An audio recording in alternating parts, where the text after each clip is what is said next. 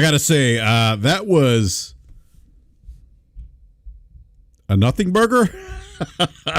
Welcome back to BRAP, everyone. It is Wednesday. I'm not Wednesday. I'm sorry. I'm thinking it's Wednesday because I usually podcast on Wednesday. It is Thursday, February the 15th, and Microsoft wrapped up its, I think it was like a 25-minute Xbox business update event. And I'm going to give you my thoughts here in just a second because this one was a little bit of a head scratcher for me, and I'll get into that. But first and foremost, want to welcome everyone to the show. Please do me a favor, smash that like button. I'm going to drop a link here in the live chat. Please retweet the link. Share it on your favorite social media platform. Let everyone know that we're live. Literally everyone is podcasting right now. It's kind of going back and forth whether or not I should do a live reaction stream, but I figured, what the hell? I wanted to do a live reaction because I wanted this to be fresh in my mind. You know, and just to kind of give you kind of that let's say raw emotion, because I'm not really too emotional about what they said, but just kind of shoot from the hip as I typically do with the BRAP rants. But yeah, Marhit says they said everything and nothing. Well, we'll get to that in a second. Update on the Xbox business strategy. All right, so Phil Spencer, Matt Booty, and Sarah Bond had a pre-recorded podcast streamed on the Xbox channel on YouTube where they discussed the future of Xbox. A couple things stood out to me. I'm going to read some quotes here first by Phil Spencer himself. Now, if you didn't watch the show, Microsoft did address, Xbox in this podcast did address some of the recent reports and rumors about them changing their first-party strategy. And Phil Spencer did actually mention that indeed 4 games are going to be coming to other platforms.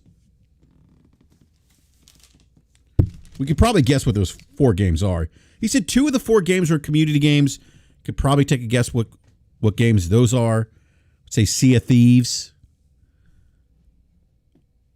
It would be one of them. And he said 2 other smaller games, so probably Pentiment. Hi-Fi Rush would be the other 2 smaller games. But he didn't say, he didn't tell us what those games were. Okay. Phil Spencer actually said he's going to allow the developers, the individual teams, to make their own announcements about those games, their games going to other platforms.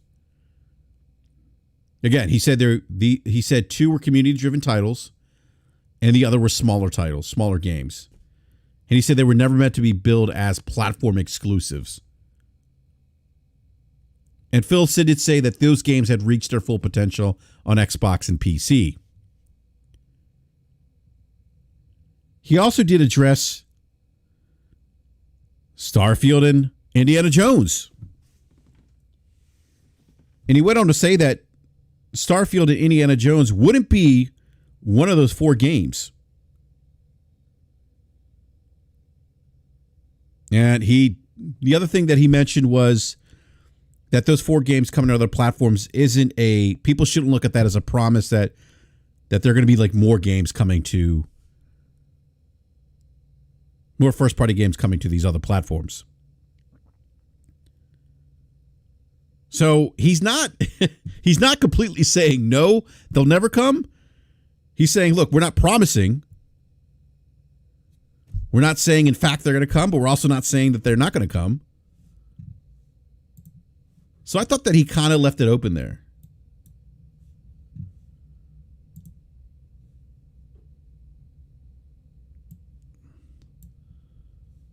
Looks like we're having some issues here on YouTube. Let me see what's going on here. Give me just a second, everyone. Hopefully everyone is still in the chat here.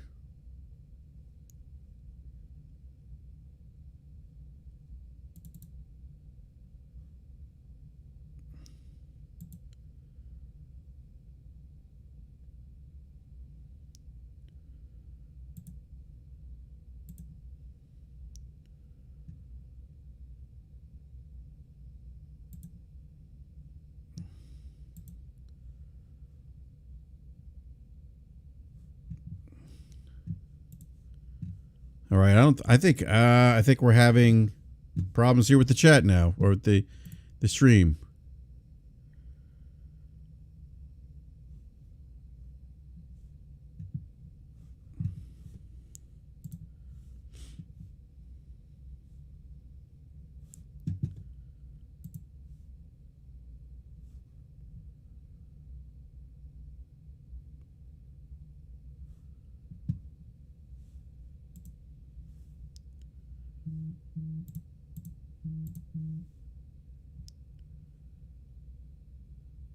Yeah, can you guys hear me? You guys hear me? Okay. Yeah, I don't know what's going on with the stream. YouTube is let me see here.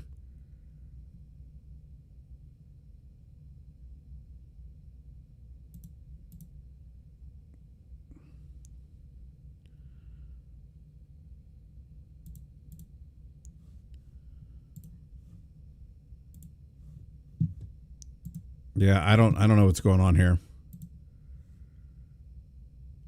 Sound, no picture. Yeah, I don't know what's happening with YouTube. YouTube is crapping out. And I really don't want a podcast like this.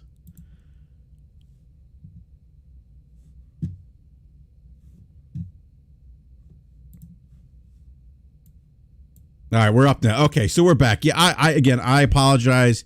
This is a YouTube issue. I don't know what's happening with YouTube. Brian M says I fix it. Okay, so sorry about that.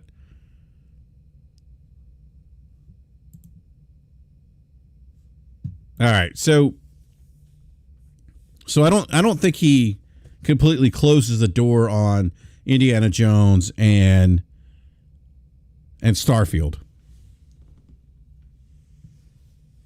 because he specifically ties those games to the 4 games that they are in fact bringing. Sounds like those games will probably be coming soon. Okay. Now, even with those 4 titles, Phil Spencer does go to reassure Xbox gamers that this is not a change in their fundamental exclusive strategy. Phil Spencer goes on to say, we don't damage Xbox, and we can grow our business using what other platforms have to help us with that. So he kind of emphasizes the need to grow the Xbox business brand for the long run. He talks about the changing dynamics in the gaming industry, where you're seeing bigger titles move to or releasing on other platforms. He talks about that, whether it's console, PC, and mobile.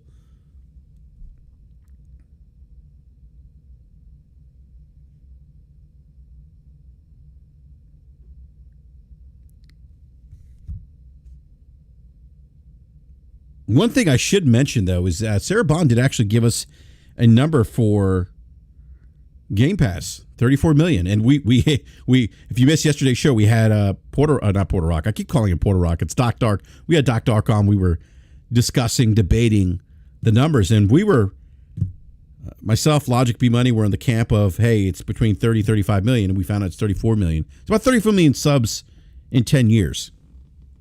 Or not in 10 years, I'm sorry, 7 years.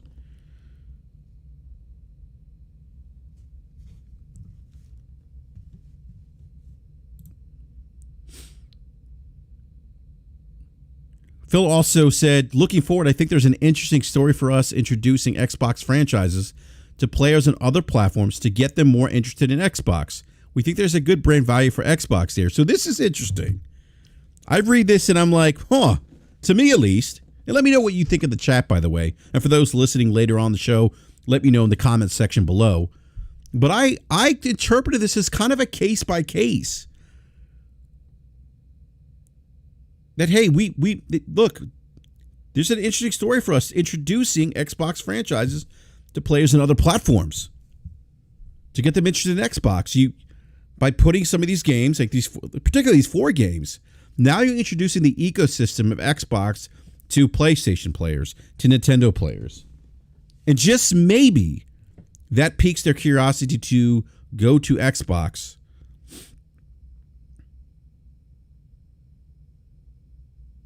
And start engaging in their ecosystem.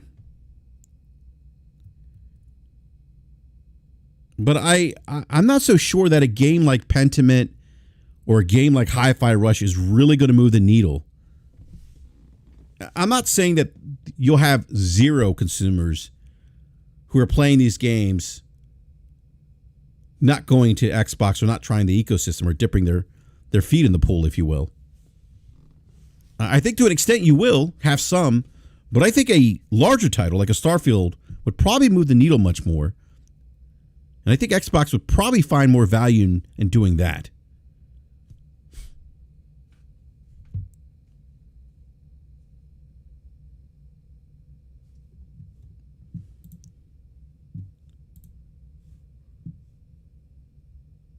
It says contradicting double talk as usual. They still haven't learned.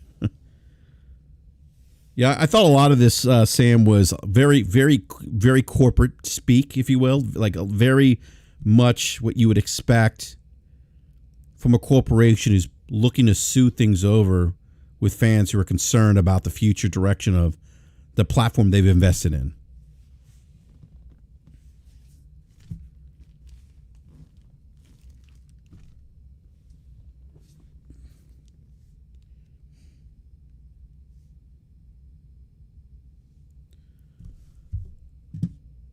In my opinion, the last quote that I read, looking forward, I think there's an interesting story for us introducing Xbox franchises to players on other platforms to get them more interested in Xbox. We think there's a good brand value for Xbox there. I think that is vague. Does it potentially leave the door wide open for other games? It sounds like it.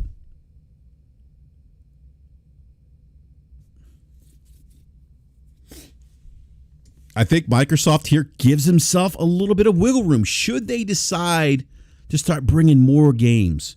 Now, Phil did say, there's no promises that that we'll be doing this in the future for more games on other platforms, but he didn't say no either. He didn't say, hey, you know what, we're only bringing these 4 games. It made sense for us. It's just these 4 games moving forward. He didn't say that.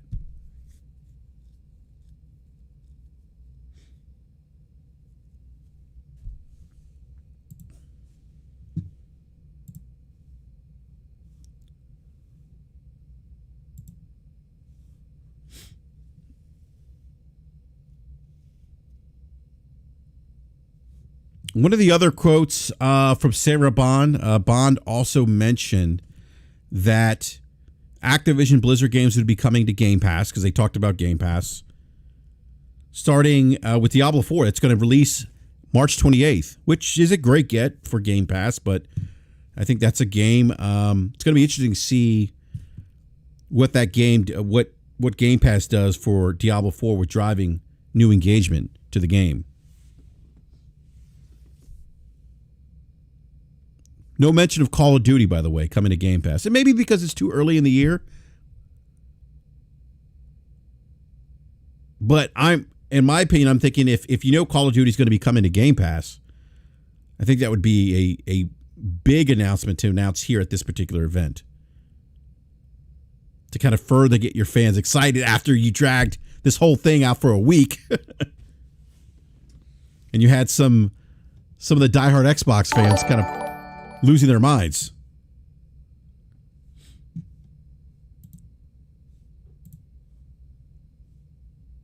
Now, regarding hardware, they doubled down. They said, look, Sarah Bond said this, regarding hardware for the future, their focus next generation is to deliver the largest technical leap you'll ever seen in a hardware generation. And look, that to me, that sounds all fine and dandy, but I've done that song and dance with Microsoft, or more with the Xbox. And if they're going to do that, they need to show games that take advantage of the hardware. They did not do that this generation. They need to do that. If they do that, I think that's great. If they not only release next generation hardware that is powerful, but they show off. And this has kind of been my criticism of Xbox.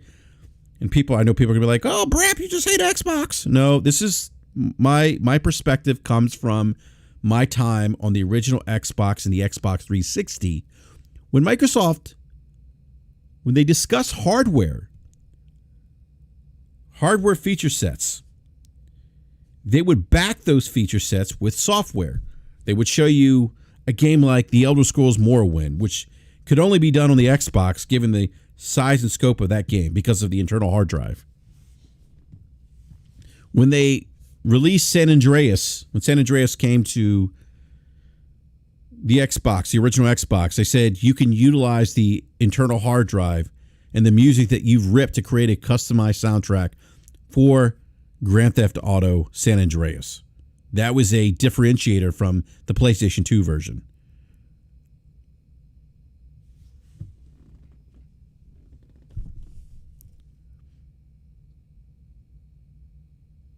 So they have a history of creating. Look, Gears of War is another one. It's another example of creating a game to take advantage of the hardware and to show off the hardware feature set, to show off the specs. I just don't think they've done that this generation. And I don't want to hear about Flight Simulator. I don't think it's a video game. So I know it's a debate back and forth to myself on the BRAP panel.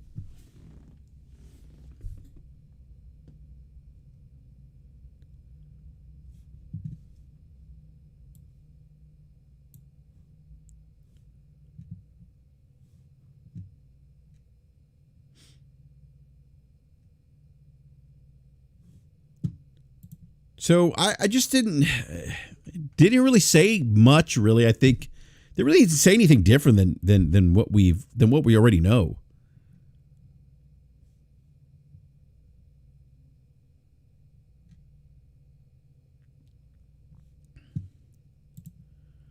As I'm listening to the show, I'm kind of scratching my head. I'm like, why do they need to do this?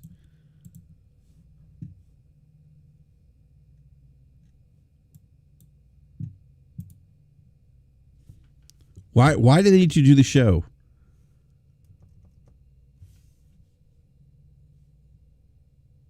I mean, I just feel like they could have done this in like an Xbox blog post and be done with it.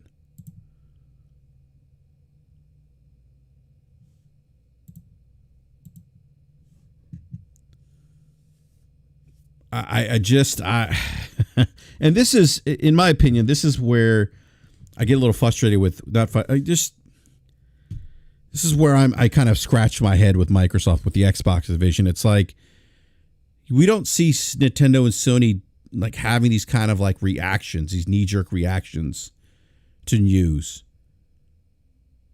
And Xbox felt the need to go out and do a video podcast to basically tell us more or less that they're doing the same stuff they're doing anyway, or that they've been doing.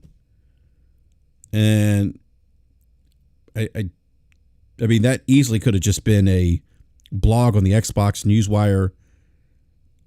And I know they talked about they were going to do something in the spring and April, but you could have said that then. Hey, you know what? We are planning on bringing 4 games. We'll have news on those. They could have done this on the Xbox Wire. And this is where I think some of this behavior is kind of Bush League. Like, why do you, it's almost like if you watch professional wrestling and when people criticize the, like the bookers at promotions for giving into the marks or giving into the dirt sheets, this is what that reminds me of. Like, oh, our fans are flipping out. We're just going to do this show. It's like, no, like, why? If all you had to do is come out and say, look, because this is, I mean, basically what they've told us is more or less they're adhering mostly to the same strategy here. They repeated a lot of the same things that they've said in the past. I think the only thing that they did differently, and I'd have to go back and look at other Phil Spencer quotes to see if he's talked about this, is where he says, I think there's an interesting story for us introducing Xbox franchises to players on other platforms to get them more interested in Xbox. And it's going to be interesting to see how far they take that strategy. If that means that they're going to look at more games, bring in more games to PlayStation and Nintendo. Like, I just, again, this is something that I think that they could have, like, I don't understand to come out and do a podcast, do a video podcast, and do this kind of damage control when it just, for what, 4 games that you're saying 4 games? I don't get it. It doesn't make sense to me. I think, again, this could have been something that you could have done in a blog. It's almost like this is just Microsoft being always reactionary to things and maybe listening to the fans too much. You all right, bro? What's up, Forte? I come in here I gotta go ready to go get my kid from practice, so I just said I'll stop in here before I get ready. Oh no, I appreciate that, man. I appreciate that. But I saw you were solo dolo. We just got through doing it on the DPS channel, and so how you like that nothing burger? I mean, like I said, let me ask you, Forte, could this be something that they could have just put on the Xbox wire and just, hey, you know what, we're gonna put this? Oh man, like why? Why go? Okay, like I just don't like why. Because this could have been a tweet on the day of all this nonsense last Sunday that happened, and they could have put a tweet out saying, "Yo, Starfield and Indiana Jones are not one of the 4 titles." But okay, so the funny thing is, I think the reason it wasn't a tweet is because Indiana Jones and Starfield were games that were gonna go, but it was a conversation around the way that they approach announcing that. The fact that it got outed in all those leaks kind of gave them kind of a litmus test on how pissed off the community would truly be. And that was them and if you go off the rumors that somebody at Xbox leaked this to get the community outraged around it to change the sentiment of Xbox, I do think it kind of, not Xbox, so Microsoft, I do think that kind of worked. I think it just kicked the can down the road because, like I said earlier, you just kick, because I think those games are still, it's not even a thing. Those games are still coming because the number one thing that dude, as soon as she asked the question, they said 4 games. They're playing a game. It irritates me a little bit, but I understand, and I'm not invested to the point where I'm about to get super pissed off about this. Oh no, but they literally played a game of looky loo with you. They basically said, okay, look, here's 4 games. These 4 games are going, but we're not going to talk about the 4 games. But we are going to tell you that 2 of the games are not Starfield and Indiana Jones. And I'm sitting there like, but the way that question was phrased. Is any of those 4 games these 2 games? And they said no, because guess what? They aren't. But that doesn't change the fact that those 2 games aren't going to other platforms. The way that question could have been asked or should have been asked is, hey, Indiana Jones and Starfield, are those part of the 4 games? Yes or no? No. Mm-hmm. Are they going to other platforms? And are they being considered to go to other platforms? Because I don't want to say definitively. I'll just say, are these games? I don't want to say, are these games going to other platforms? I would say, are these games being considered to go to other platforms? And that would have been like the question I wanted answered. But the fact that they didn't answer that question lets me know that, dog, those games are still going. Because so you think those games are still going. It's just when they're going to go at this point. Yeah, I don't disagree with you, Forte. I earlier in the on the show I said they only said that the 4 games that Starfield, that neither Starfield or Indiana Jones were those 4 games, but they didn't say that, no, that they're going to be exclusive forever either. And I thought he left it open, and I don't know if you heard me say this quote where he says, "Looking forward, I think there's an interesting story for us of introducing Xbox franchises to players on other platforms to get them more interested in Xbox. We think there's a good brand value for Xbox there." Right. Yeah. I think that's the case. Raven said it. He said there'll be games 5 and 6, and I agree with that 100%. Those are the games that were on there, but I guess it's interesting. Yeah. I guess the other thing too is, I thought it was kind of odd, like, that they wouldn't announce what the 4 games were. Like, why? I mean, he's like, yeah, we're going to leave it up to our studios to announce those games, but I'm like, well, why? Why would you wait? Like, just like the community knows if I know you want to know why you want to know why they waited. Yeah, go ahead. Because when this was recorded, it was recorded a while ago, and they were still in conversations with Microsoft about how to go about announcing those other games. So they probably at that time, Starfield and those games were still kind of. They probably thought they had a really good chance of getting those games taken off that list. So they were willing to say those games weren't it, but they didn't know exactly what 4 games they were going to be able to land on. Mm-hmm. So they were like, okay, so let's not mention what the 4 games are. We'll just conveniently say that it's not Starfield, it's not Indiana Jones, but we don't know at the time of making this video what those 4 games are. Because I think this was just all damage control, bro. Literally. But again, why do a video to damage? It makes no sense to me, Forte. Like, because the community was enraged, but and they went off that. This is what I said. It's like the criticism of bookers in professional wrestling organizations who listen to the dirt sheets or the marks, and they base their booking on what those individuals say. I feel like that's how Xbox navigates their business. I mean, like, it is. Why? Like, why? Like, I don't. Why?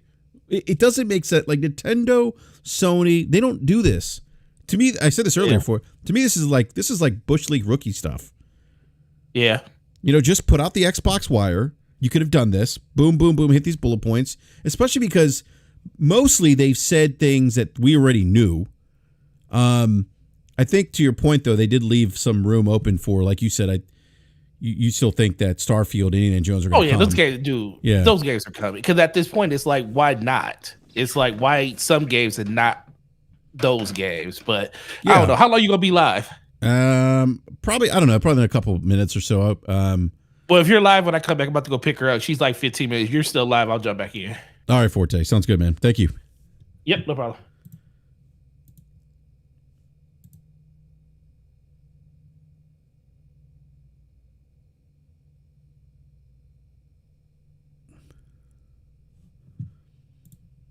All right, Slow-Mo just pulled something up here, and I don't know if this is from. I'm reading the BRAP DM. Oh, actually, let me get this super chat from Carlos Crespin, $2 super chat. He said Phil fluffed his words to soften the blow. Thank you for that super chat. And I'm sorry, I haven't had a chance to read all the comments in the comment section, but I'm interested to get everyone's take here. If you guys could, just let me know what you think about what their messaging here. Do you agree with Forte? I'm really interested to see if you guys agree with Forte in that Forte said he thinks that Starfield and Indiana Jones are still going to come to PlayStation.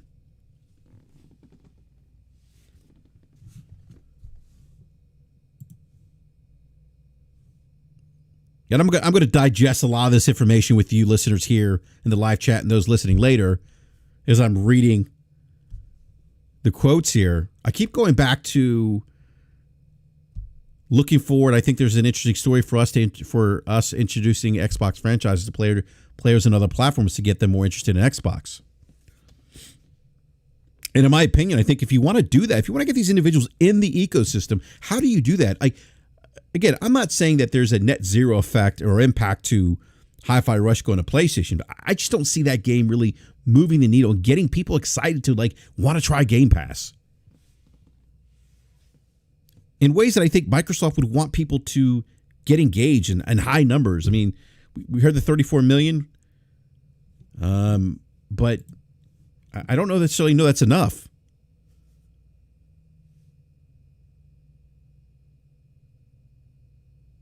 Aries 22 says the question around the criteria for why only those 4 games was bad. His explanation could easily include any other game. Gregor Von Doom says Phil thought he was LeBron announcing he's joining the Heat when everything could have been a tweet last week. Oh man.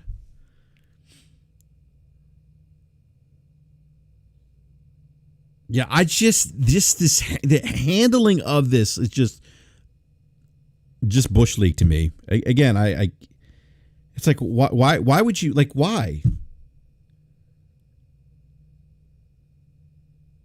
I'm trying to give them the benefit of the doubt that there's a legitimate reason why they would do the podcast as opposed to just what I think, in my opinion, could have just been something they did on Xbox Wire. Sam says for the first time for the first time ever, I agree 100% with Forte. Well, there you go. You agree with Gaming Forte. It's always a first. There's always a first. All right, I need to go back to this. See if I can get Slow-Mo. Ask Slow-Mo where this article came from. Slow-Mo pulled something up here in the BRAP DM. And I don't know if that's an interview.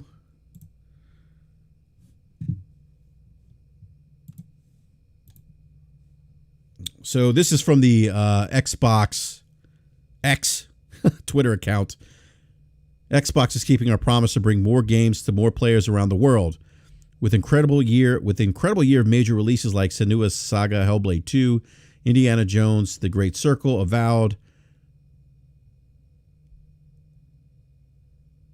Ara, History Untold, Towerborn, and more. 2024 is going to be great for Xbox players around the world, and we can't wait to see you in June for the showcase. So June showcase is no surprise. Today we're also continuing our commitment to expanding the communities we reach. We're in the process of bringing 4 Xbox games to other platforms. These games, which have been available to Xbox players for at least a year, including hidden gems that deserve to be experienced more widely, and live service games that communities will benefit from welcoming even more players. We'll share more details on these titles soon.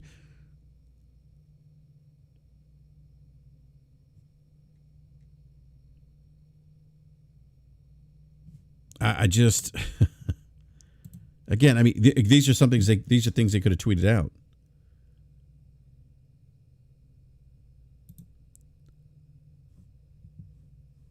Trying to see where this is from. Hamp is calling me right now. Hamp's calling me on my phone. Hold on, I'm gonna have to tell him I'll call him back. Give me a sec here. Hamp.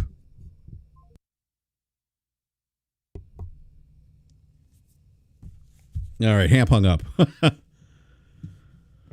right, I'm trying to find. I think this is an article that Slow-Mo pulled up here. It looks like it was an interview. See if I can find this doing a quick search.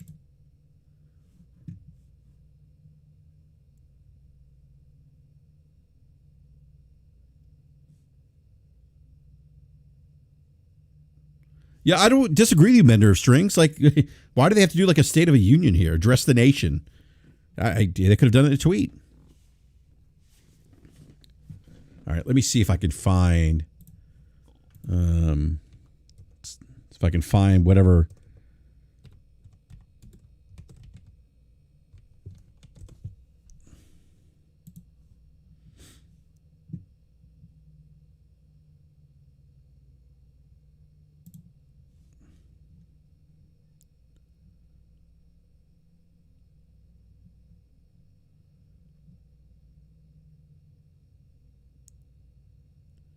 Okay, so this is from I'm going to read the transcript here. This is the transcript from the event here. One of the things that stood out, this question, you mentioned that Starfield and Indiana Jones aren't part of the 4 despite rumors. So they're addressing the rumors. Again, they didn't need to address the rumors. This is so they need to address the rumors on yeah, thank you, Capono. That's actually what I'm looking at, the interview with The Verge. I just don't think they needed to address this in a podcast like this. I'm going to read this question here to Phil Spencer. You mentioned that Starfield and Indiana Jones aren't part of the 4 despite rumors, but will those ever come to PlayStation 5? Can you rule that out? Here's Phil's response. I don't think we should, as an industry, ever rule out a game going to any other platform. Oh, boy. We're focused on these 4 games and learning from the experience.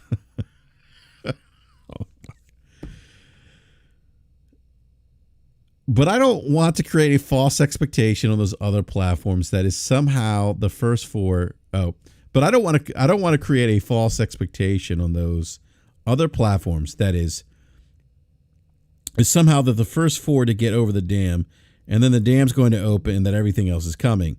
That's not the plan today. That's not the plan today. I also don't want to mislead consumers on those other platforms. We're launching these 4 games, and we're excited about it. We're excited about the announce and everything else, but we'll see what happens for our business. Look, my interpretation of that, and please, you guys let me know in the chat too. My interpretation of that is, everything, we're not really closing the door on other games outside the four horsemen, as I'll call them, coming to other platforms. He didn't flat out, I think Forte mentioned this, he didn't flat out come out and say, no, Starfield and Indiana Jones are never coming. He actually, it's interesting, he says, I don't think we should as an industry ever roll out a game going to any other platform. There's some validity there because we've seen that with PlayStation in particular, where we're seeing some of their games going PC, although PlayStation's been a little more, and I know there's some misinformation out there saying, people thinking that PlayStation Haruki Totoki, when he mentioned other platforms, meant going to other consoles. There's actually a PowerPoint, I think it's a PowerPoint presentation, or a slide, if you will, showing what PlayStation actually means by other platforms. It's PC, mobile, and cloud. It doesn't mention consoles, other consoles. I think that's important to note that. Now, obviously, look, those things can change too. I'm not going to sit there and say they can't. You never know in business, right? But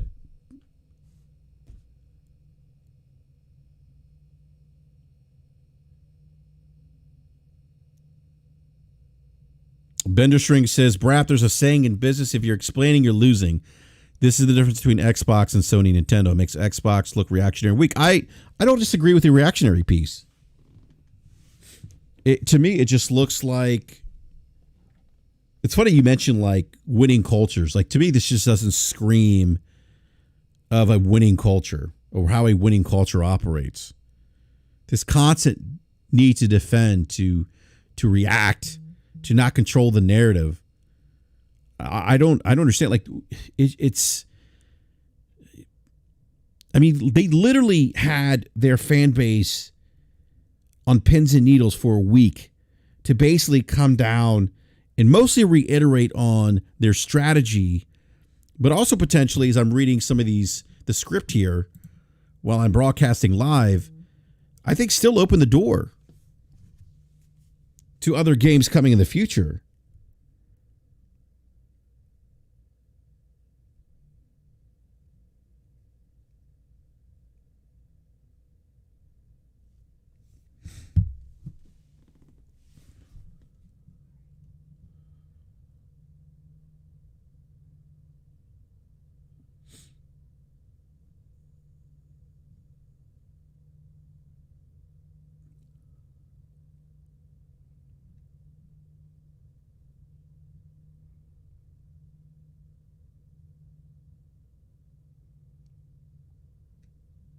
I'm reading the rest of the script here. Give me just a second.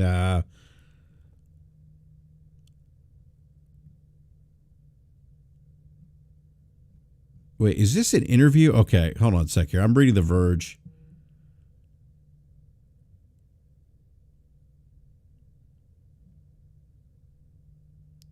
Okay, this might be Spencer's all too aware of the risk, but sees an opportunity to make more money on rival console support. Microsoft's game creation also brings games to more players.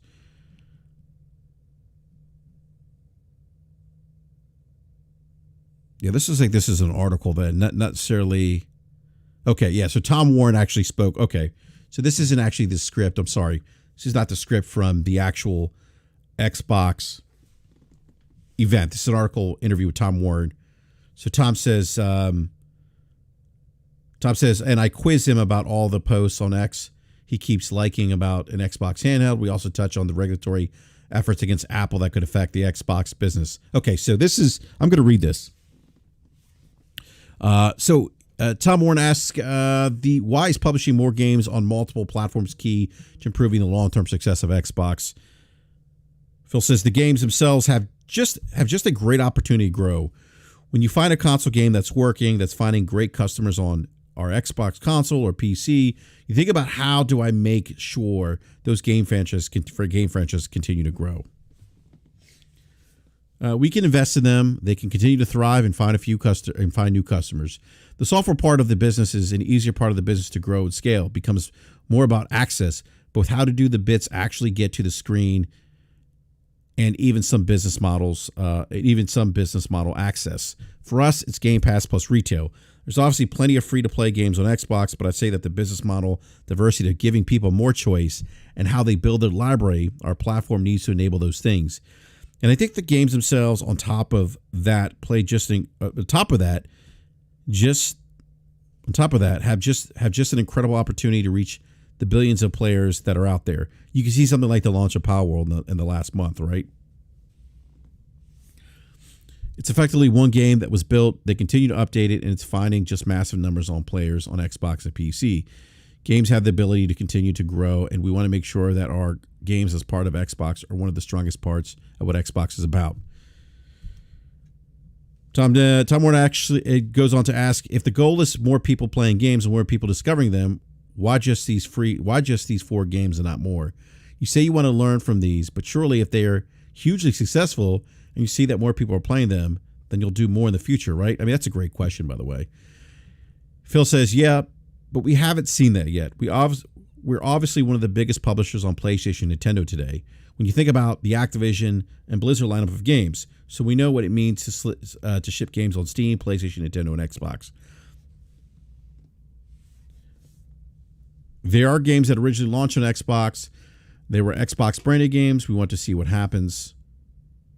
They were Xbox branded games. We want to see what happens because going and doing the development work to bring them to new platforms is real work. We want to make sure that the return makes sense. We want to make sure that audience that's there has an appetite. Maybe they don't. That's actually a fair point. I mean, you're not going to spend time and resources, money to port a game you don't think is going to sell well on the other platforms. But if you have something like Starfield, which sold well on your platform, would imagine you would think that would lead you to believe that maybe that game would sell well on the PlayStation as well. Also, given historically how the Bethesda games have sold on PlayStation, they've actually done very well historically speaking.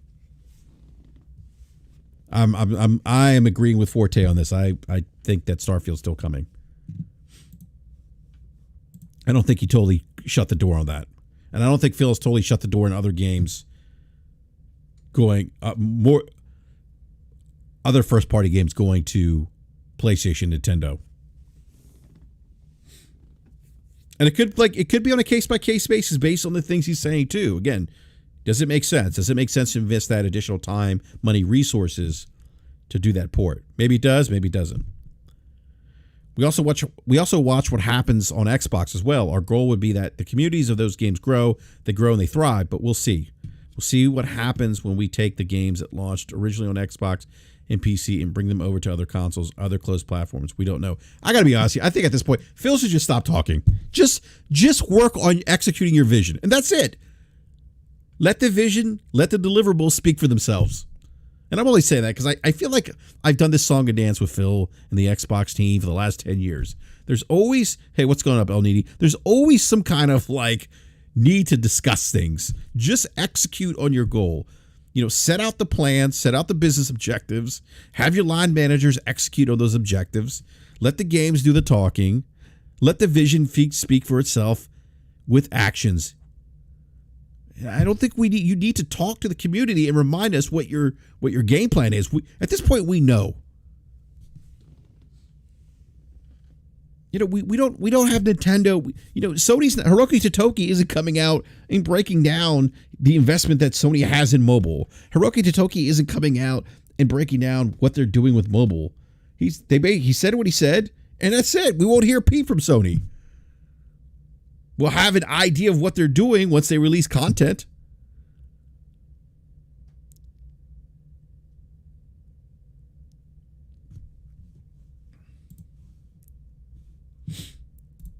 All right, give me a second here.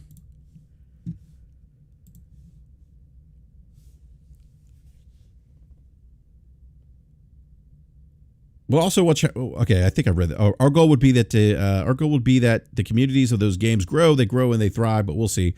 We'll see what happens when we take games that launch original on Xbox and PC and bring them over to other consoles, other closed platforms. We don't know. So, look, guys, they haven't completely shut the door. They were very vague. To me, this interview is actually more insightful. Gives us a little more insight. I thought there were parts of that live event that were a little vague. You could probably connect the dots in some instances, but I think there were. Wow. Aries says Tom Warren confirmed that 34 million Game Pass number includes Xbox Gold merger. Wow. So basically, they had 23 million Game Pass subscribers prior to merging those people over from Game Pass Gold. Oh my goodness.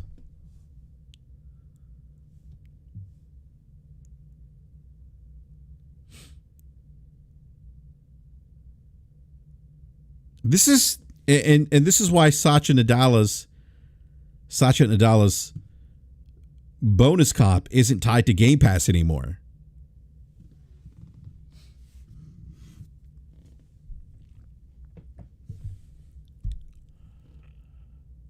Okay. It's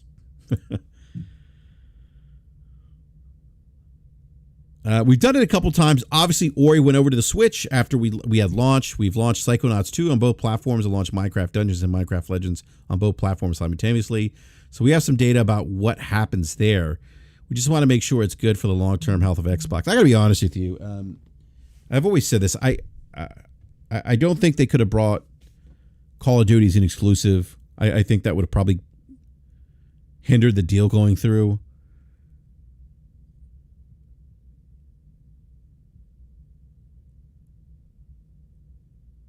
But a Minecraft Dungeons could have been an exclusive. They could have utilized the Minecraft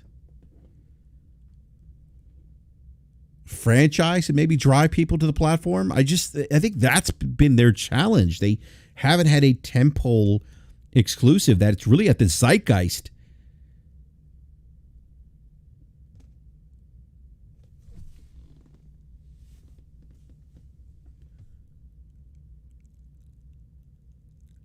That's the one thing that they've been missing. Okay. Let me read more.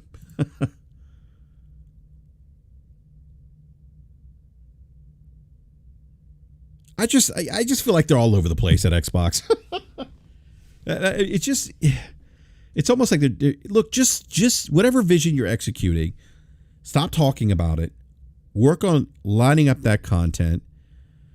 And execute those deliverables. Let your deliverables speak to your. Let your deliverables speak to your plan, your business plan.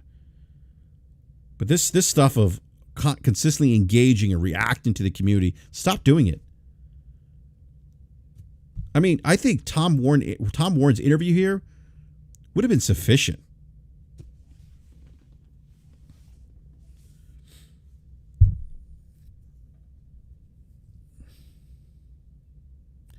You mentioned that Starfield. Next question here. You mentioned that Starfield and Indiana Jones aren't part of the 4 despite rumors. But will those ever come to PS5? Can you rule that out? I think I read this earlier, but I'll read it again. I don't think we should, as an industry, ever rule out a game going to any other platform. We're focused on those 4 games and learning from the experience. Look, I agree with Forte. Those games are still coming. I did hear Starfield Deluxe is still coming to PS5 later this year. I did hear that. Again, I heard it like yesterday. Again, I think if those games were not coming to PlayStation 5, I really do think Phil would say no. We're not going to bring those games to PlayStation 5, or we don't have plans on bringing them. But he's saying I don't think we should as an industry ever rule out a game going to any other platform. Him saying that to me is like, hey, anything's on the table. Anything's up for conversation if it makes sense.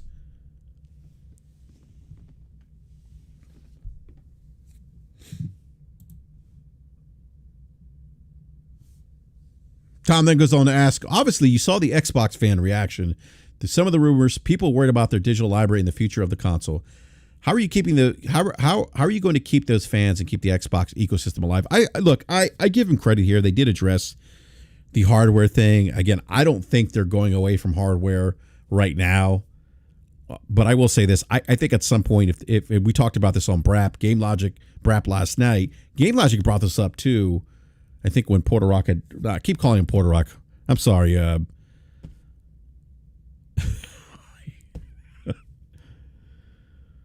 But Doc Dark, I'm sorry, man. I'm laughing because someone called him Porto Pueblo. Pebble. That's like almost like a tongue twister for me. I'm sorry, Doc, for calling you Porter Rock. But I believe Doc had asked that question on yesterday's BRAP. And if you haven't watched that show, please check out yesterday's BRAP, last night's BRAP show.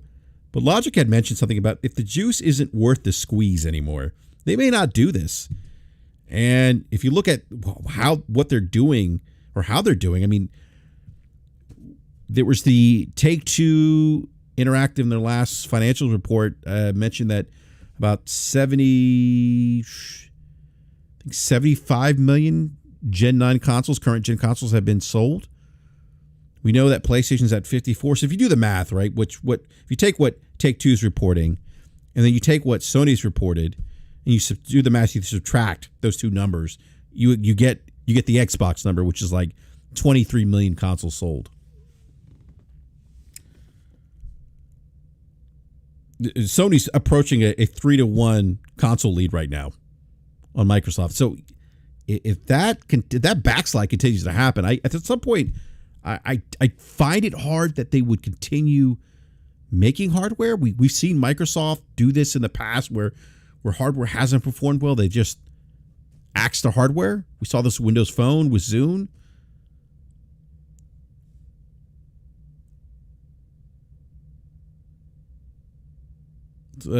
Survey says, so the doom and gloom was all bullcrap. I'm not so okay. Look, I'm not going to say that people shouldn't have been concerned. I understand people have invested in the ecosystem. Okay.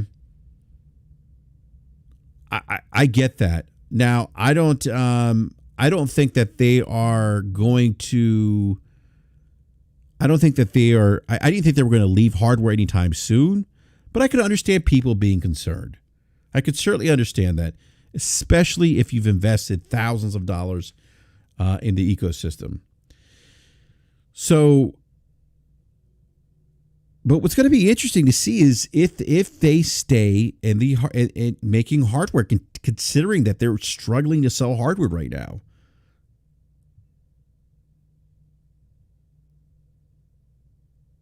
PlayStation's about a 2.5 to 1 console lead right now. Survey says all consoles eventually die off the future. Maybe not. I mean, in what, like 30 years when my kids have kids? Maybe, survey. I mean, again, we're not at a point yet where that's going to happen. So this whole thing of consoles are going to die anyway, so hardware doesn't matter. Well, I mean, if you're having issues selling software, you need hardware to sell software. That's never going to go away.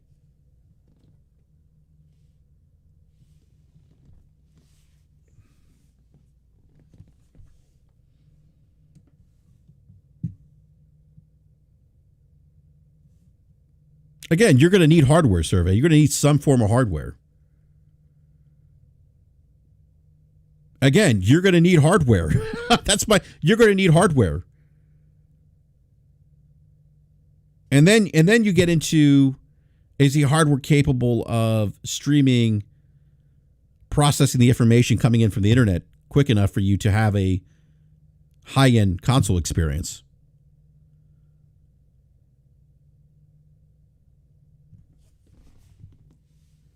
The thing that kind of is interesting about this conversation about the future of gaming. It's so much more nuanced. There's so many variables that go into it.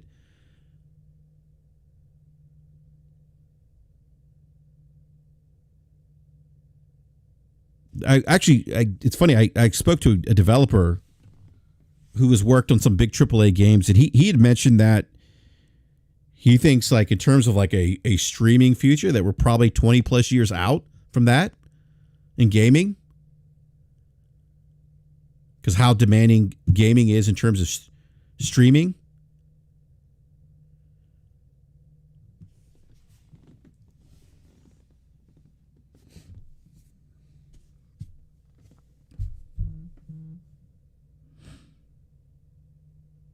Yeah, hardware is never going to go away. I think people always tend to forget that piece of the puzzle. It may not be in the form of a traditional console. It actually may look something like more like a set-top box or a dongle.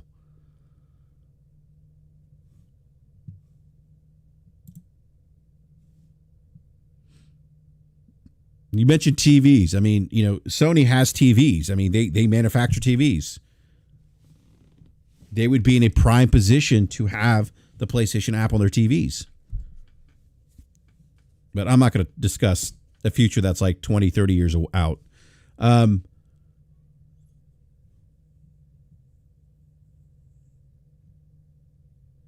right, so go back to Phil Spencer.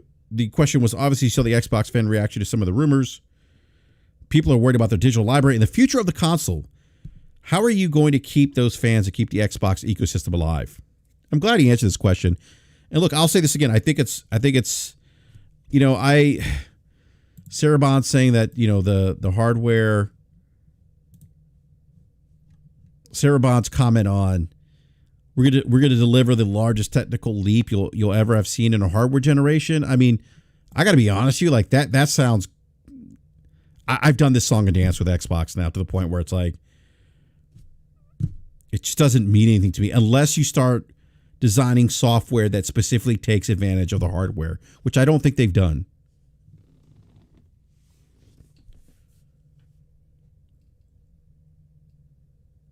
Survey. I mean, how was console dying? I'm curious. Like what? Like how are you arriving to that conclusion? Is console demand slowing? Are we getting TVs that are suitable substitutes for consoles right now?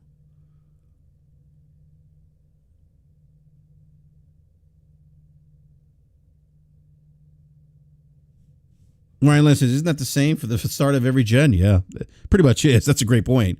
But again, with them, it's like if they're going to do this, my issue with them is they didn't take advantage of the Series X. They didn't take advantage of the One X. They didn't do any of that stuff.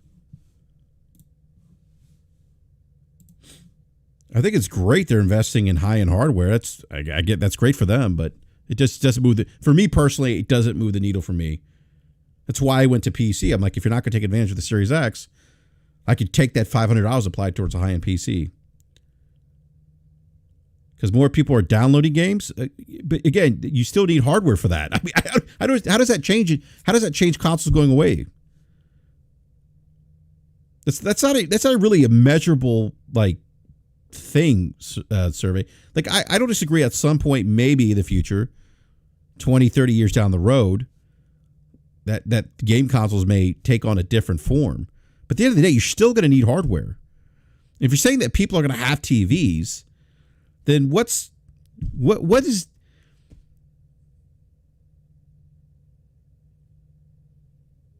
would you imagine that TVs are going to have to be on par with the cost of consoles? And then the question is it easier to have a console under your existing TV or go out and buy a new TV? Or does it make sense? So survey, okay, so here's what you don't understand. Slowing down the sense of it's not growing, meaning that they're not finding newer customers. It's not growing at the same rate as mobile. That's what they're saying. I mean, console gaming went through a big boom period. I think in the late 90s, early 2000s, and has leveled off a little bit. I mean, there's still some growth, but isn't the kind of growth that we're seeing in the mobile space. Mobile's the biggest grower right now. Okay? Console gaming accounts for a third of all gaming revenue. The biggest revenue driver in the gaming industry is mobile. PC being the smallest, a third being console, and the rest being mobile.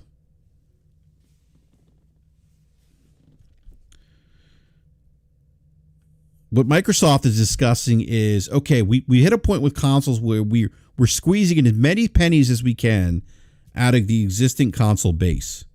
We're not gonna get like 100 million, 200 million new console gamers. That's probably not, that kind of growth is probably not likely not going to happen. Okay, so we can either continue to squeeze more pennies out of the people that are in the console ecosystem, which they're doing now, by the way, or we can figure out how to open up other revenue streams, which all businesses do, all industries do anyway.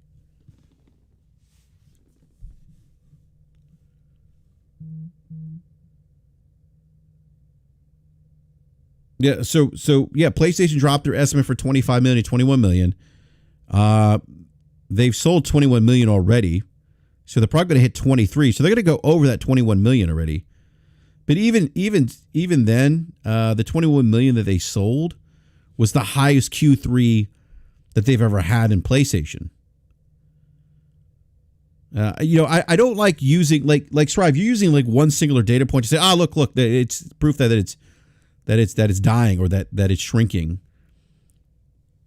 That's one singular data point. But the data point that you're also ignoring is that in that Q3, that was even though they missed the 25 or their and by the way, the 25 million is for the end of March of this year, okay?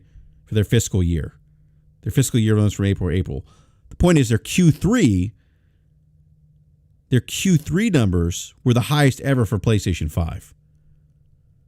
And 25 million was an aggressive number, by the way.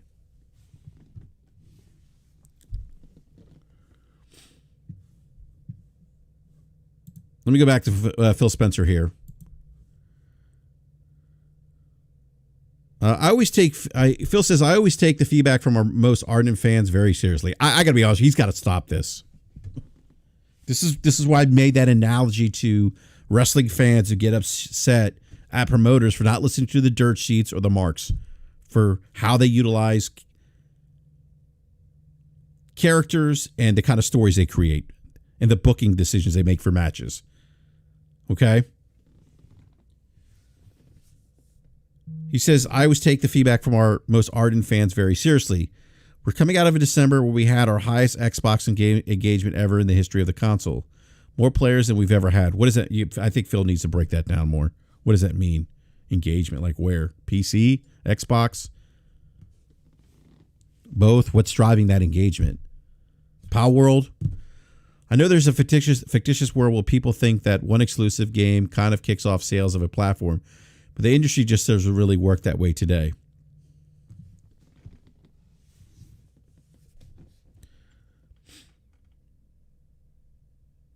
We made a commitment. See, this is this is kind of where I don't agree with Phil. Look, I think there's less. I think it's harder. I think it's harder to create that game that has that zeitgeist that's going to drive so many people to a platform, because I think there's just so many choices now. There's so many choices for gamers, much more than they were 20 years ago. But we see what exclusives do for the Nintendo platform. We see the knock-on effect that a game like Spider-Man has had on PlayStation sales. You look at what PlayStation's doing; they've actually adjusted their forecast in part because they're not releasing any of. This is what people misconstrued Hiroki Chitoki saying, "Oh, they're not releasing any first-party games."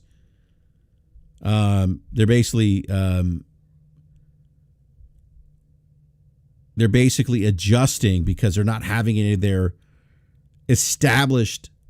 They're not having like a sequel to a God of War or sequel to one of their established tentpole franchises release this year. So they're taking that knock-on effect to account. So that's kind of where I don't necessarily agree with Phil. But yeah,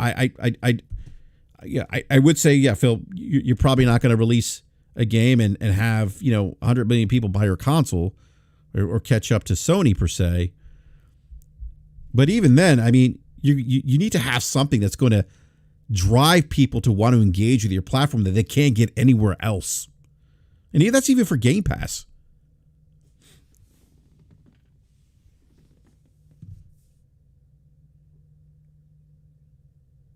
And to me, at least, my interpretation of that speaks to more how a third party thinks, a third party publisher. Hey, we know that at least for us, for a game's not going to drive a lot of hardware sales for us. He's talked about that. We're not going to out console Sony. We're not going to out console Nintendo. So then what do you do to drive software sales? You put your software on other platforms. You pick up valuable intellectual properties like Call of Duty, like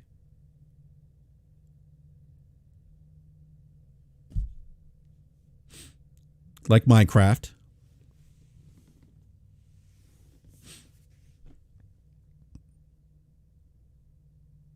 And you put those games everywhere.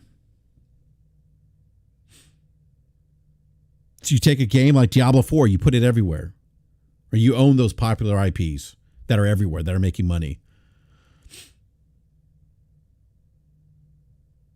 So Phil says, we made a commitment to recognize and respecting the library of of games that people have purchased on our platform. I think we have a good track record with our backward compatibility with XPlay. Anywhere giving you a PC and console entitlement when you buy a game from us. We talked about the future hardware that we're going to build. Compatibility and library support is just kind of fundamental for us. We think about our plans or what our plans are. So we're very, very committed to that. I actually like that Phil and Xbox have addressed this and double down on the value that they see in entitlement and backwards compatibility. I think that's actually very important to keep people engaged in the ecosystem.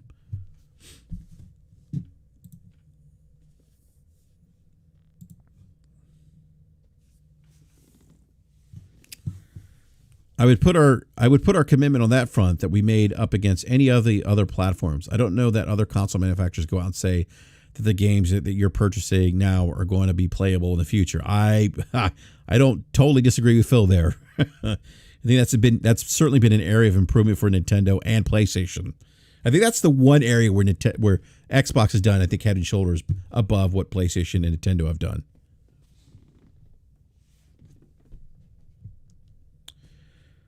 And frankly, with FPS boosts and auto HDR, maybe even playable better than they were in the original state, that to me is pretty fundamental brand promise for Xbox.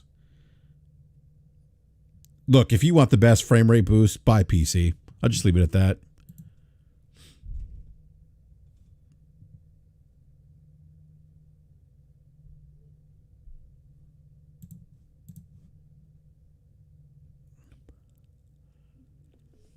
All right. The next question was, I want to go back to something you mentioned, the FTC versus Microsoft case. You testified that putting Xbox game on PlayStation means that Sony uses that 30% of revenue that they get from those transactions to try to basically kill Xbox or undermine Xbox in certain ways.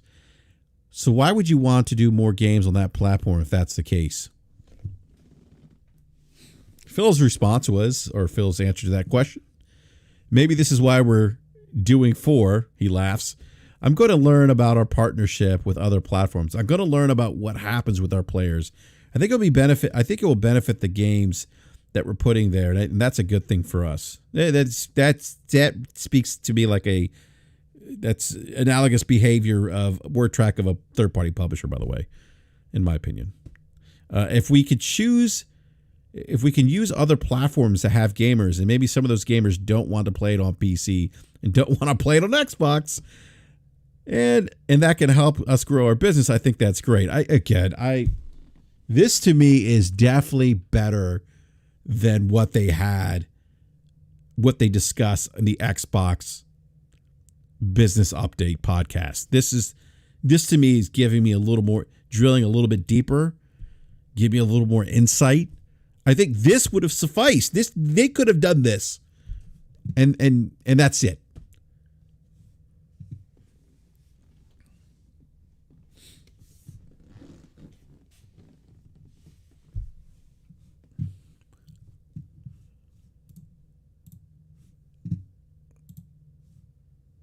By the way, we're going to be talking about this on Crossfire at 7 p.m. tonight on Mooch's channel.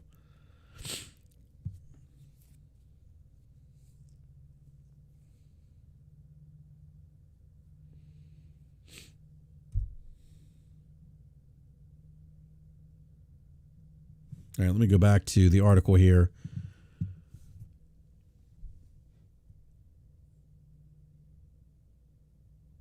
And we can use the other platforms that have gamers, and maybe some of those gamers don't want to play it on PC and don't want to play it on Xbox. And that can help us grow our business. I think that's great. If the net result is that other things are punitive to the Xbox platform and try to limit our growth, then we'll have to think more carefully about how we support those other platforms. I mean, Phil, you're already having problems selling hardware. We know that subscription growth is stagnant right now, or flat, according to Circana NPD. I mean, I how much more limitation to do growth are you expecting here? Or I think, wouldn't that be more beneficial, selling software and driving additional revenue to make up for the revenue you're not getting in the other areas? I don't know, just...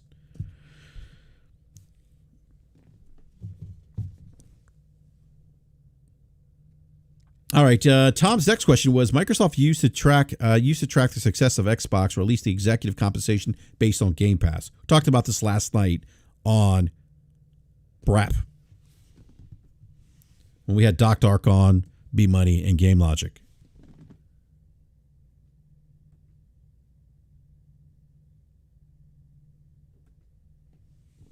We talked about Satya Nadal's compensation being tied. Part of his bonus comp was tied to Game Pass growth, and that's no longer the case. They removed that from his bonus compensation. Phil's response is: it doesn't change how we're tracking success. Revenue that we make on other platforms will be part of content and service revenue, as it is today. Minecraft on PlayStation counts as part of our content and service revenue today. Minecraft on PlayStation is actually driving a lot of revenue for Microsoft, for the Xbox. It's a huge revenue driver for them. Survey. Actually, that's not true. You do make money off of hardware. Okay, let me explain this survey real quick. Nintendo, their hardware is profitable day one release. The higher end consoles, the PlayStation 5 and Xboxes, they achieve profitability as the generation, the life cycle matures. Okay. I believe the PlayStation, I'd have to go back. I want to go back. I need to pull this data on the PlayStation 5. But I think they were at a break-even point, or almost at a break-even point, when they launched the PlayStation 5. I'd have to go back and double check, but I think that's the case.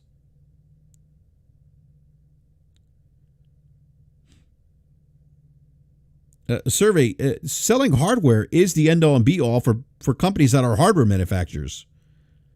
Like, you do understand that these are survey. You can actually look at Nintendo. You can actually do the research. Utilize Google. It's your best friend. I encourage you to do some research. Go to Google. You can actually pull up the profitability on hardware. I'd have to go back and pull the PlayStation 5, but there is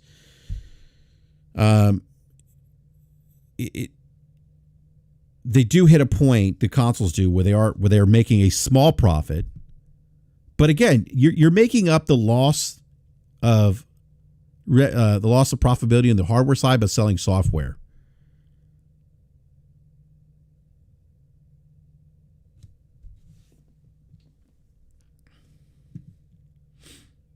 Ryan Landis says PlayStation hardware brings in 30% more revenue from third-party games.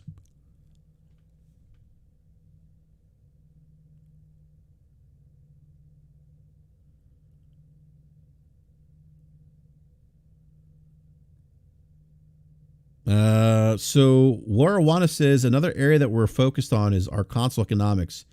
Is this Hiroki Totoki?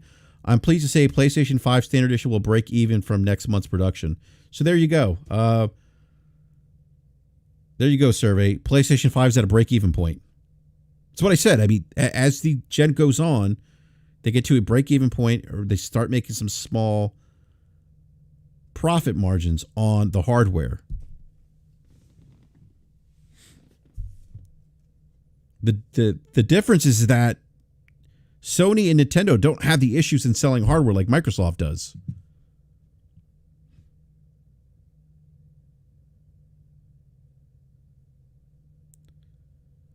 He says they're going to put more games on PC. Yeah, I mean they're going to put more games on PC. So what? I mean they're not putting games on PC because their hardware businesses or their console business is suffering. Survey, you do understand that that's not the motivation why. Like you have to look at like the motivation and the reasons why they're doing this. They're a for-profit company. They're doing this because they want to make more money. No, it's not because the attach rate isn't good enough. It's because they can sell more. They can generate more revenue.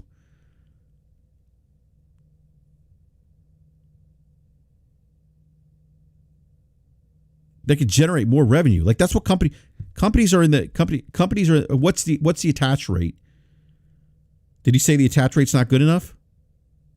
I'd have to go back and look, but I was talking to Falke about this. And I don't think that's the case, based on what Falke was telling me. If you don't know Falke, he's a financial analyst that we've had here on the BRAP show.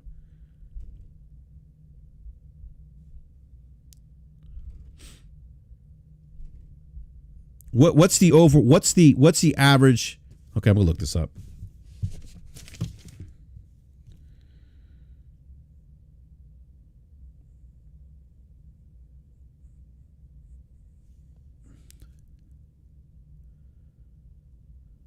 Yeah, I mean, Brian Les says, so they wait until hardware isn't doing well before expanding business. That's my point, Brian. Like, I think, Shrive, what you're failing to understand is that this isn't a reaction.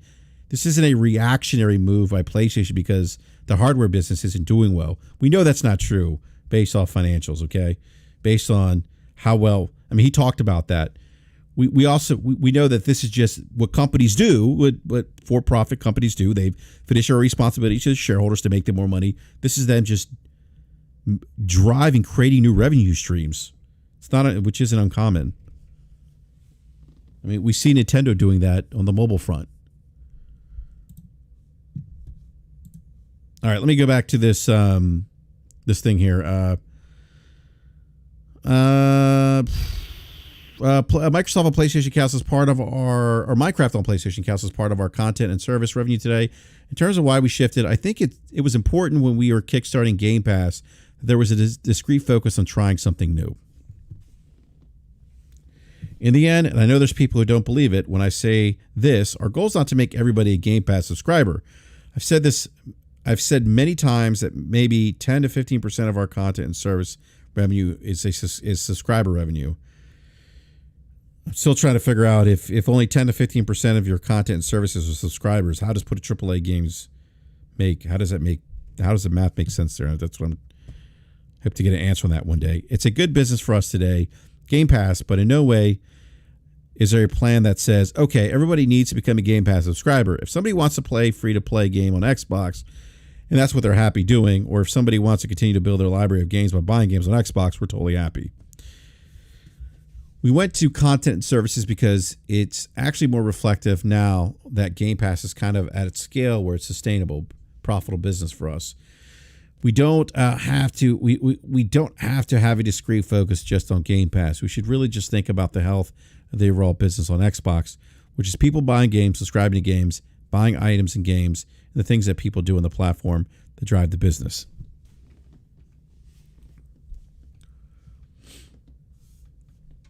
Tom asks, ultimately, I'm correct in thinking you'd prefer to have another Minecraft and another Power World situation than another Xbox, another X amount of Game Pass subscribers. The success of a multi-platform game is proven out in the revenue from Minecraft. That's a successful game. Phil says, I'll tell you honestly, running the business, having a diversity of business models that are working is pretty critical. The one thing that I will say about the Game Pass subscriber revenue is that it's consistent. You can look at it, it's growing. You can kind of see its growth. You know, plus or minus what it's going to be next month and month after. And a business that's very hit-driven, you get Power World out of left field that does incredibly well. And you have other games that don't. We love it. Obviously, when a Hogwarts comes out, a Power World comes out, or an Elden Ring comes out and does really well. I like the fact that we get a mix of things happening within our business. Our business model is not just about hardware sales. It's just about first-party game sales. It's not just about first-party game sales. It's a diverse business model that leads to the business success that we're seeing today, which I think is kind of a testament to the path that we've been on for the last few years. Tom says, switching to the hardware side of this equation, you mentioned that new console controller options are coming this holiday. Are those leaked refresh models that we saw in the FTC documents? Phil says, I don't know about any leaks. I don't know what you're talking about. He laughs. Excuse me. I need to get a drink of water.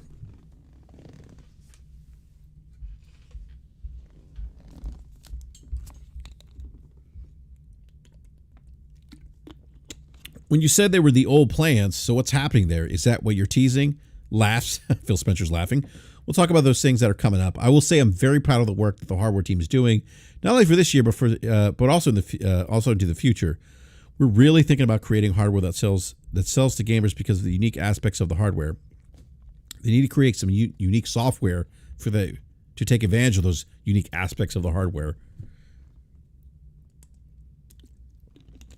It's kind of an unleashing of the creative capability of our hardware team that I'm really excited about. Does that involve a handheld? You keep liking loads of tweets about handhelds. Phil says, I'm a big fan of handhelds. Laughs. I'm a big fan, but nothing to announce. When I look at Xbox and I say, okay, as a platform, how do I know that we're doing well?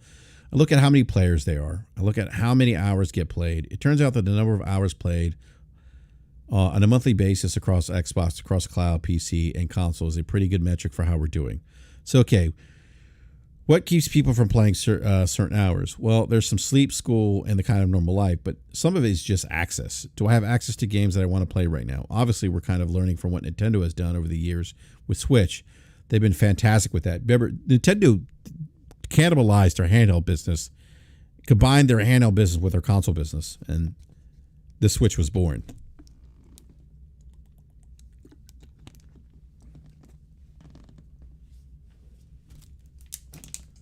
So Nintendo's been able to combine those two consumer bases into one.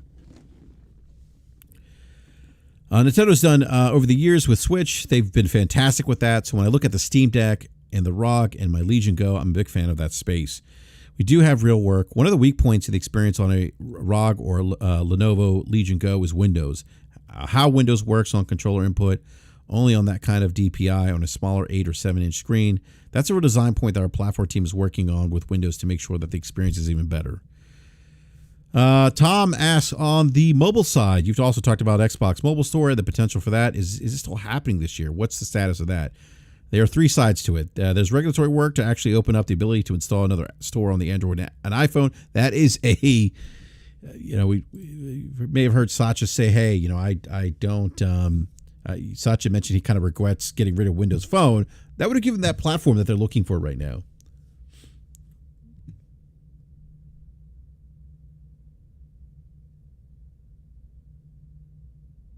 I don't know why. Services. I don't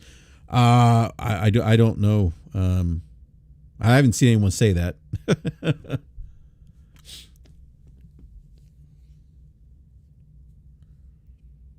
What's going on, T-Rock?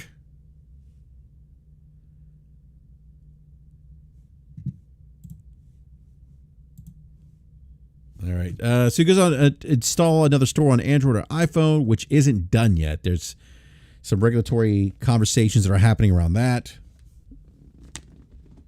There is regulatory pressure on Android and iPhone to open up to other app stores.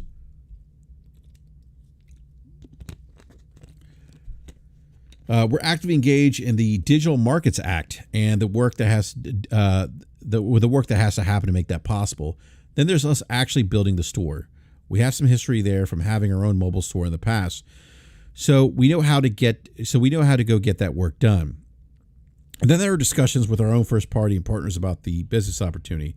There's a lot of excitement there for alternative storefronts on mobile devices that can offer better economics and are more, let's say, gamer first, because it's going to be an Xbox store that we could go put there. We're able to drive engagement to that store because we're now one of the biggest mobile publishers with Candy Crush, Call of Duty Mobile, Diablo Immortal, and Minecraft. So we can actually use those games to help and drive engagement to our store, which can be benefit to third parties as well.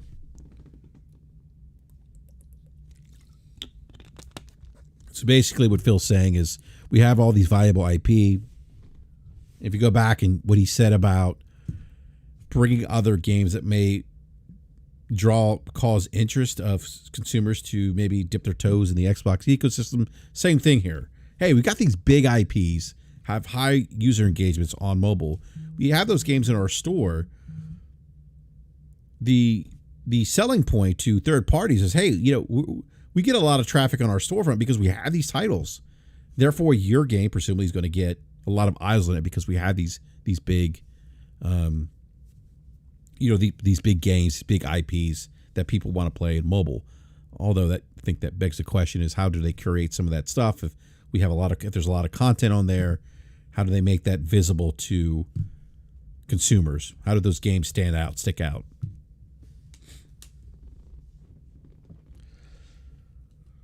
Tom's next question. Some of that regulatory work isn't done like you mentioned. So what do you think about Apple's changes for the DMA? And is there room for Xbox Cloud Gaming now on iOS? He says there's not room for us to monetize xCloud Gaming on iOS. I think the proposal that Apple put forward, and I thought Sarah Bond's comments on this were right on, doesn't go far enough to open up. In fact, you might even say they go the opposite direction in some way, but they definitely don't go far enough to open up competition on the world's largest gaming platform. Shocker that Apple's not willing to open things up. We will continue to work with regulators and Apple and Google to create a space for alternative storefronts. I'm a big fan of how Windows works. You've got a Microsoft Store on Windows. You got Steam. You got Epic Game Store. You got what is it? I forget what the acronym for GOG is. GOG. You have alternatives, and I think alternative ways for people to buy things creates goodness for consumers and creators. I think the largest platform for gamers, which is mobile, should have the same. All right, final question for Tom Warren. With more Xbox games coming to PS5 and Switch, what is Xbox to Microsoft now? Xbox is our gaming platform and content business. Phil says it's the number one consumer business that Microsoft has. I think you might have commented on looking at last quarter's earnings. We're now with the third largest business. In the company. It's an important business. It's a consumer category that's driven by technology and creativity. It's a partner-led business for us, so we get a lot of feedback and interaction with some of the world's best creators. It's been amazing the support that this company has given this business over the last 5 or 6 years. Honestly, it sounds cheesy for me to say, but I've never been as excited as I am now for the opportunity ahead of us. The gaming teams, the games that we have in the market, where our cloud is, the growth that we've seen on PC and cloud, our hardware roadmap is just a really exciting time at Xbox. I want to be part of the game industry growth, and I want Xbox to play a leading role in the growth of the industry, finding new players and new creators. And yes, we'll take our share of that in the business as it grows. But as an industry, we need to be really focused on how we do and how do we grow this industry. So that's the interview with The Verge. Again, I thought this was much better than just doing this is more insightful than the 25-minute Xbox podcast they did. I didn't think that, again, if you're new, nothing burger. Yeah, thank you, Forte. Forte, I just went through that whole article. I thought that was way more insightful. I thought that would have been sufficient, I think. Yeah, it would have been. Yeah, what do you think, Forte? Did you read? I don't know how much you heard. I did. Read the whole article. Yeah. Oh, I did. It's everything that is everything that I say. Oh, man, same thing I said earlier, man. It's like that podcast, that briefing was them basically telling you nothing in order to tell you. I mean, the funny thing is they told you nothing to tell you everything, because they pretty much told you exactly what their stance was when it comes to. Oh man, Doc Dark has asked me where's in Doc. We're in the Discord. Join the Discord. Where's your invite? Come on through, bro. But oh, you know what? He asked me to come back on. I completely forgot. Oh man, how you forget about that, man? You tripping? I know, Doc. Jump in to the Discord if you can. Dude, did that man wrong, man? He's gonna come up here. Yeah, go ahead, Forte. To you. Yeah. No, I just in general, I just think ultimately it comes really back to the fact that with Xbox, it's like a lot of man. Listening to him, like when I was listening to Phil Spencer talk and just seeing defeated, it's like It felt like it didn't feel like that energy that Phil usually brings to an interview and stuff. Not the interview, not the Time War interview, but just the overall podcast. But the fact that they didn't answer questions or the way they phrased the questions inside of the podcast, and then the way that he asked the same questions to Time Warren, it's like, okay, so that's what I expected. Like, just come out and tell me what to expect in the future. Like, I felt like the stream or the video basically was just like, they know more people are going to probably watch that than see the actual stream itself. I mean, I can hear me. Yeah, we hear you, Doc. We can hear you. Hey, what up, Forte? What's up, Bobby? What up, Bobby? Where you at, man? How you Where been, dog? I'm in Florida right now. Oh man, you actually decided to come do something while you out there enjoying the weather? No, man. It's actually really nice out here too. I'm actually getting ready to go to the gym. I didn't know BRAP was gonna hop on early. I gotta give BRAP some props. I thought he wasn't gonna go live for like 2 months, but the same day. He went live the same day. Hey man, this community, y'all better appreciate BRAP. Hey, wasn't that awesome? Didn't Phil give us what we wanted?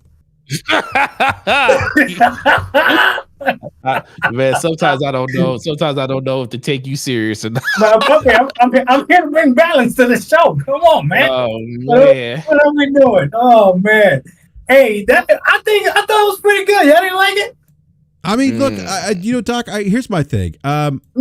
They could have. I just read the Verge interview with Tom Warren and Phil Spencer. That was much more. That was. They could have just done that interview or done something like that on the Xbox Wire. I think the game not the Game Pass, the Xbox podcast, pre-recorded podcast. They didn't need to do that. And this is my frustration with Xbox. Stop talking. Work on your plan. Execute your plan. Let your deliverables do the talking. Stop listening to the community. Stop it's almost like this. I don't know if you watch professional wrestling, Doc Dark, but of course. Well, not now. I used to. I can't say I do now, but there's a saying that people and professional wrestlers, they get tired of what they call marks, or people who criticize bookers for listening to like the dirt sheets. Okay. And that's how I kind of like view this situation. Like, stop. Like, I understand. I understand that. I understand that you want to be pro-consumer. Whatever, that's fine. But you could have easily just done this with that Tom Warren interview that just came out, which I thought was really insightful. Which I just have a feeling not a lot of Xbox fans will read this. It's insightful, but I also think I haven't read it. I just heard you say that it was really good. So now because you said it's really good, I go through and watch it. But I don't know about that Tom Warren guy either. But he interviewed Phil, you said, right? Yeah, he did, and they go to his site. Yeah. Now I will say this, Doc. They didn't completely shut the door on Starfield and Indiana Jones going multiplayer. No, they didn't. They did not. Yeah. They did not. But what I do like is that they clarified a lot. First of all, the rumors. I get it. They shouldn't have to say anything, but they had to at some point because the rumors were getting so freaking out of control. So out of control, it was ridiculous. And people believe in these rumors from these sources that nobody wants to say who their sources are. Well, now we know that these janitors that they have as sources don't know what they're talking about. We're going to call them out because remember what they said. They said Starfield was coming. Yeah, they said Starfield was coming, and that Starfield was coming when the expansion was coming. That's what the rumor was. I'm not making it up. Now all of a sudden, Starfield will eventually come. Well, yeah, I could say that too, and I don't see why it wouldn't. I don't see why Starfield wouldn't come to PlayStation. It's only going to help Starfield, right? But they were saying that it was coming with the expansion that's coming out later this year. I remember that, BRAP. I'm not pulling that out of my ass. I remember that. That's what people were saying, right? Then I remember people saying that Xbox is done making hardware. They just said that they're going to have a hardware coming out this holiday season. Something is dropping. I guess they're not done with hardware. Then they said that they're going to change their marketing from Xbox to Microsoft Gaming. They mentioned Xbox so much it wasn't even funny. Xbox. I am so glad with what they did. What they proved was what I said they were going to do it, BRAP. I said they're going to come out and say we are doing what we said we've always been doing. Why are you tripping? And that's exactly what Phil went out there and said. We've been doing what we've said we've always been doing. Why are you tripping? Nothing really has changed. That's why no one's really happy with it because nothing's really has changed. It's been the same thing. 4 games are coming. Okay, Hi-Fi Rush probably, Sea of Thieves probably. Maybe y'all get Grounded. Hopefully y'all get Redfall because that'll be hilarious for my channel. But come on, Doc, come on. Oh no. And then finally, BRAP, now we don't gotta have that argument no more. Sarah Braun said 34 million came out of her mouth, right? So now we don't have to speculate. We know 34 million Game Pass subscribers. Here's the thing: that 34 million, that includes the Game Pass Gold subscribers that they moved over. Yeah, sure. Well, I don't know. Million. Can it really? But that's not considered Game Pass, though. No, it is. It's called Game Pass Core, isn't it? No, but the core. But are we talking? But see, that's the thing. Once again, they don't elaborate on this. No. So the 34 million, because it was right after basically with the whole thing with Diablo. So are 34 million people going to have the opportunity to play Diablo? Because that's not the case. If you don't have, you're right. No, you're right. She did say 34 million Game Pass subscribers will be able to play Diablo. You're correct. Right. So that's not core. You're absolutely correct. Yeah, you're absolutely correct. That's why I kept saying when I heard that I was Go ahead, Forte. Let's go, Forte. Well, listen, man. I tried to give Xbox a W somewhere, man. Yeah, it's like I don't think they lost that many people that left Game Pass. I was like, dog. Last time they announced it was 30 million. Because if you go off those numbers, that's like, dude, that means they only had like 22 million Game Pass subscribers. That's crazy.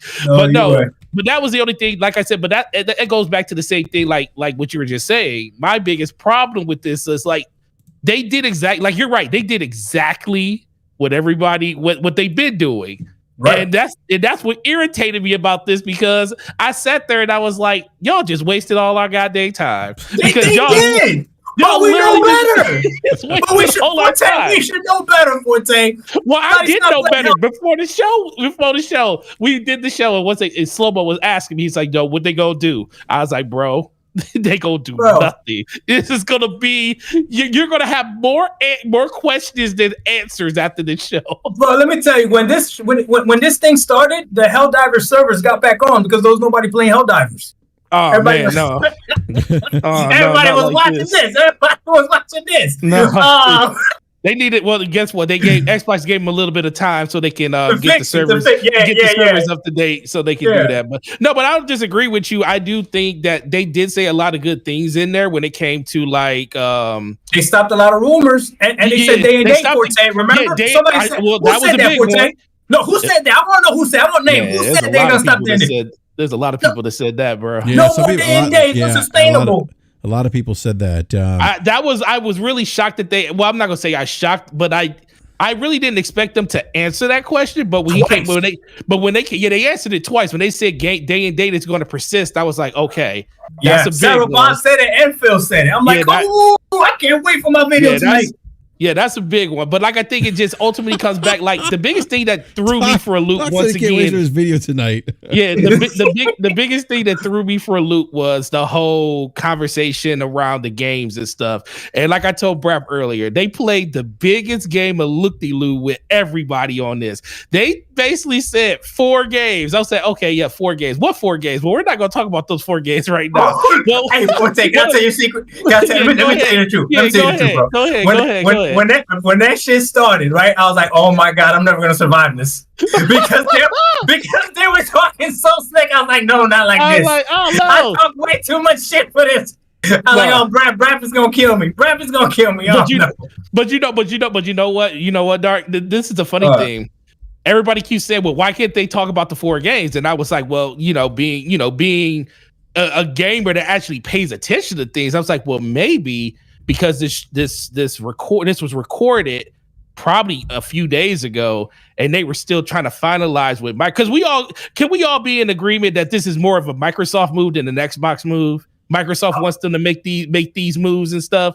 Of course. So Microsoft, they're probably at the time that they made this, were still kind of in flux what those 4 games were going to look like. Because let's be for real, Starfield. I do believe that Starfield, Indiana Jones, and all those games are on the docket. And the way that I agree. Eventually. But the thing is, the way they phrased it, I was sitting there like, okay, 4 games. And then they asked, it was like, okay, well, is any of those 4 games Starfield or Indiana Jones? They said those games are not the games. They said no. The janitor was wrong, Forte. The janitor was wrong again.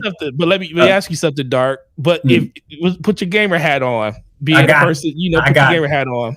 I got it. How was that question phrased to the community? How was that phrase? Like, we all about phrasing, all about we know grammar. We know the English language. Yeah. That's right. So we sitting up here listening, and I'm like, okay, apples. I like apples. Yeah. What games? Okay, are those games? Are those one of the 4 games? No, that's not one of the 4 games. Oh, but is that completely different than saying, are that one of the 4 games, or is that, or do those games have any chance of going to other platforms? Correct. And what I heard was 4 games for now. So they spin moved. So basically, they spin moved everybody on that. But it doesn't take away the fact that they answered the question. It's just the fact that, like once again, like my whole thought on this whole show was they kicked the can down the road. But guess what? If you're an Xbox fan, depending on where you lay with Xbox, you are either happy or you're super dissatisfied in the answers that they gave you, because you really don't know more than you knew 2 weeks ago. I agree, but they killed a lot of crazy rumors. They killed some narratives. That's all that really matters to them. Is they killed some narratives. I agree with that. And then a lot of people that have insiders, I'm looking at them like, bro, I got more insiders than you. Yeah. I'm an Xbox notable influencer right now, according to VGC. This is a. Now, Forte, how did I get that title after singing a song? Think about that.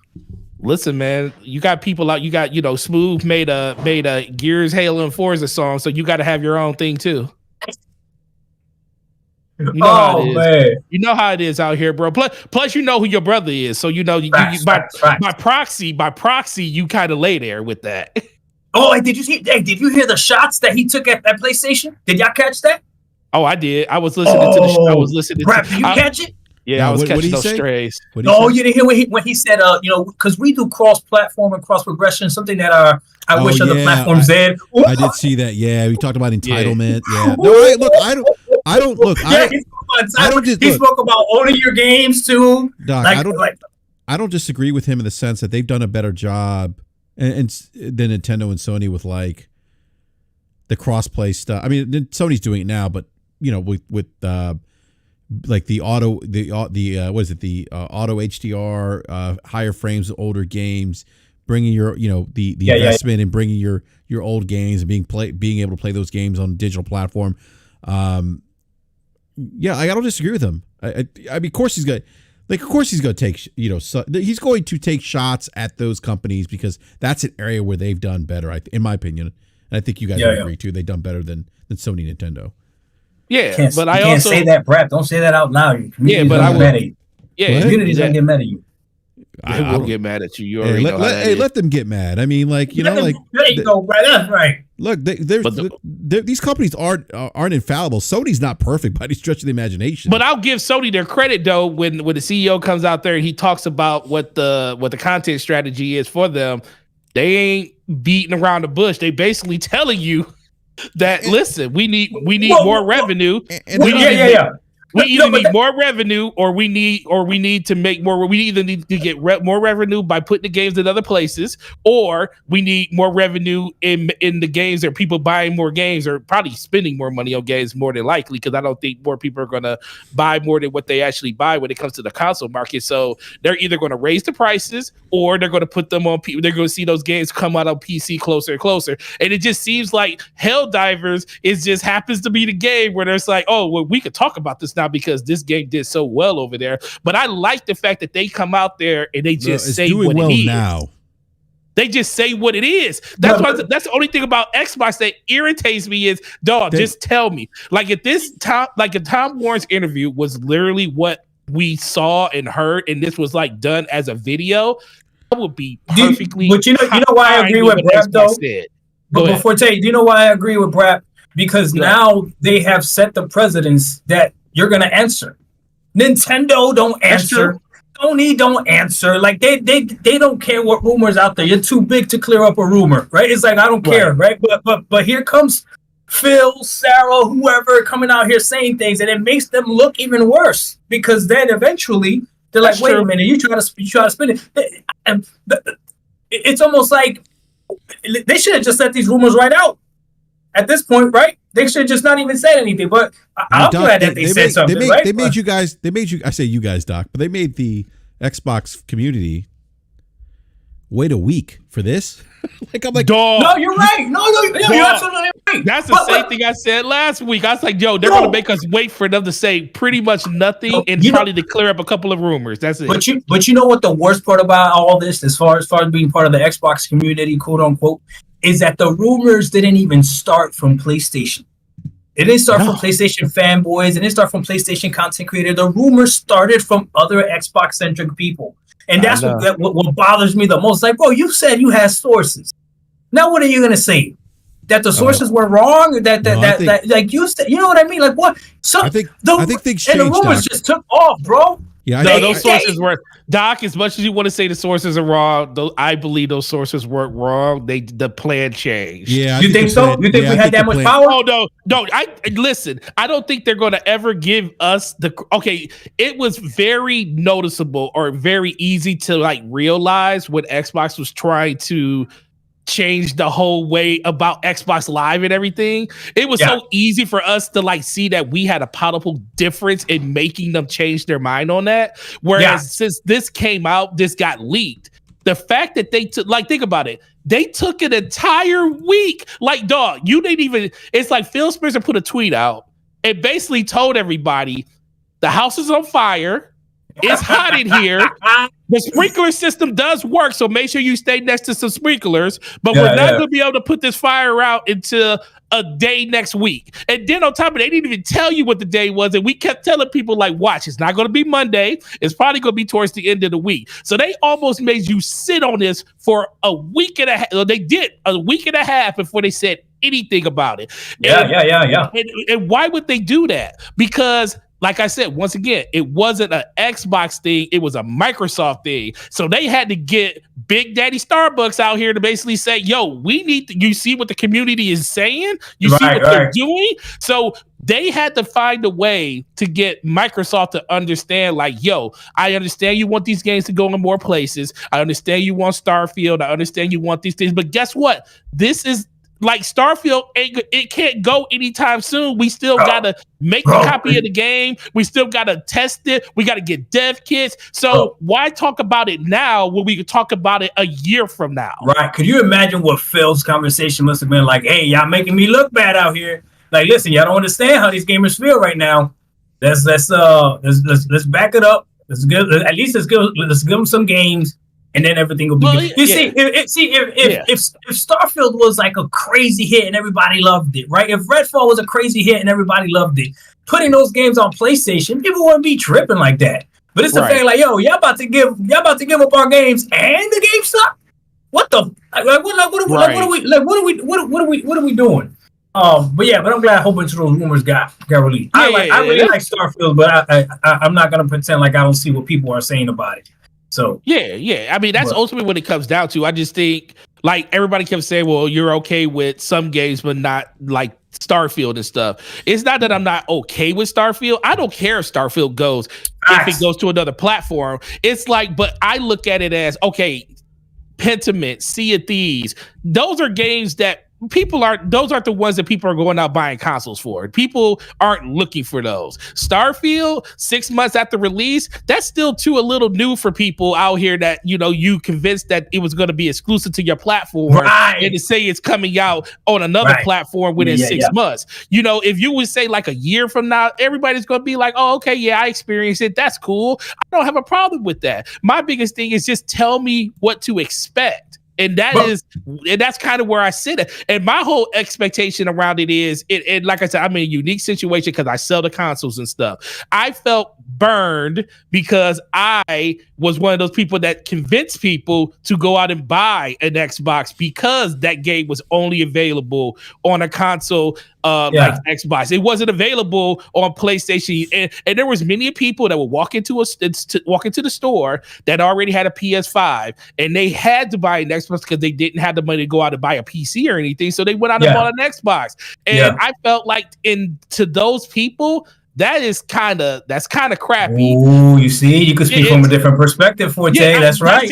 That's the only reason I was upset about it, because for me as a gamer myself, I could care less. Because if I wanted to buy it on Xbox or play it on Xbox, I have an Xbox. I already have it. I don't have to go out and do it. Just like I don't have to go out and buy a PlayStation 5 to play Helldivers, because I already have a PlayStation 5. But if you're talking about people that are just coming into the ecosystem, that you're telling one thing and then literally not even 5 months later, you're changing it up.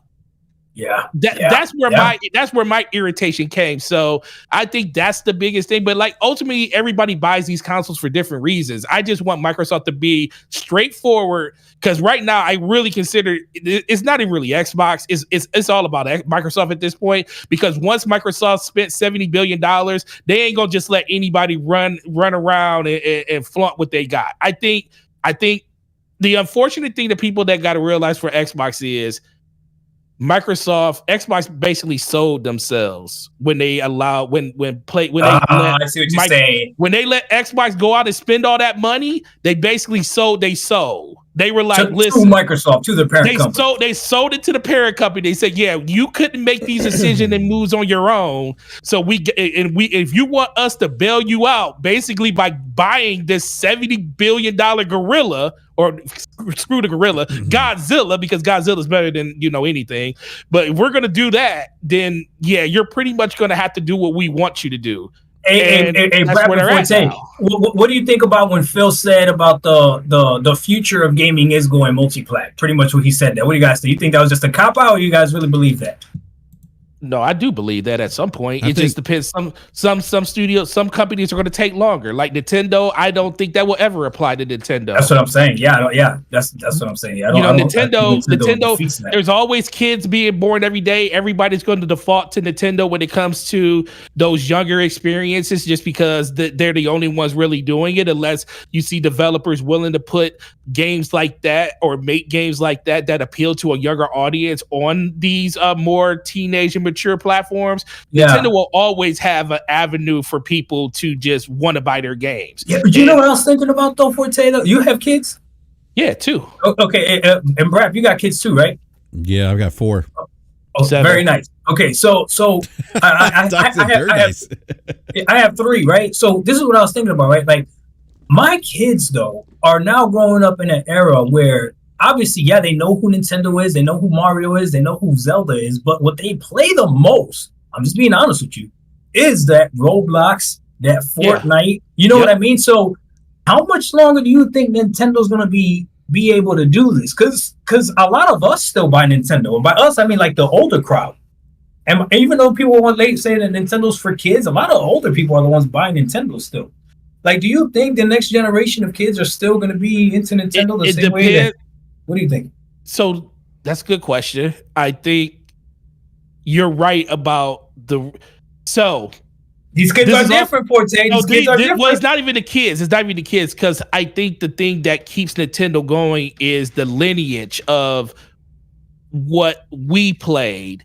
So like in our minds, we look at it as like Nintendo's a safe place for your kids to play games because it was safe for us. It was the games that we grew up on. And then on top of that, a lot of us, like myself, Zelda is like one of my favorite franchises of all time. Mm-hmm. So I will still always, anytime a Zelda game comes out, if I don't have one, I'm going to buy one for just that franchise alone. Now, that's not to say that for my kids, my oldest is an Xbox head at this point. All she does is play on Game Pass, play all the Resident Evil games. She doesn't even really care about first party, but she plays Dead by Daylight. She plays that every day on Xbox. It's like her favorite game right now. And that's all she plays. My youngest, she's like very general with her gaming. She plays like Honkai Star Rail and stuff like that. And Genshin Impact. But when it comes to exclusives, she plays Spider-Man. And I have a PlayStation just for that. So it really just depends on your kids. So like my kids played Nintendo. They all had Switches. None of them. There's only one Switch in my house now. I used to have 4 Switches in my house at one point. Now it's just mine because I'm the only one that plays it. So there's a good chance that when my kids grow up, they'll pivot to something completely different than what we pivoted to. So that is a thing. But let's be for real.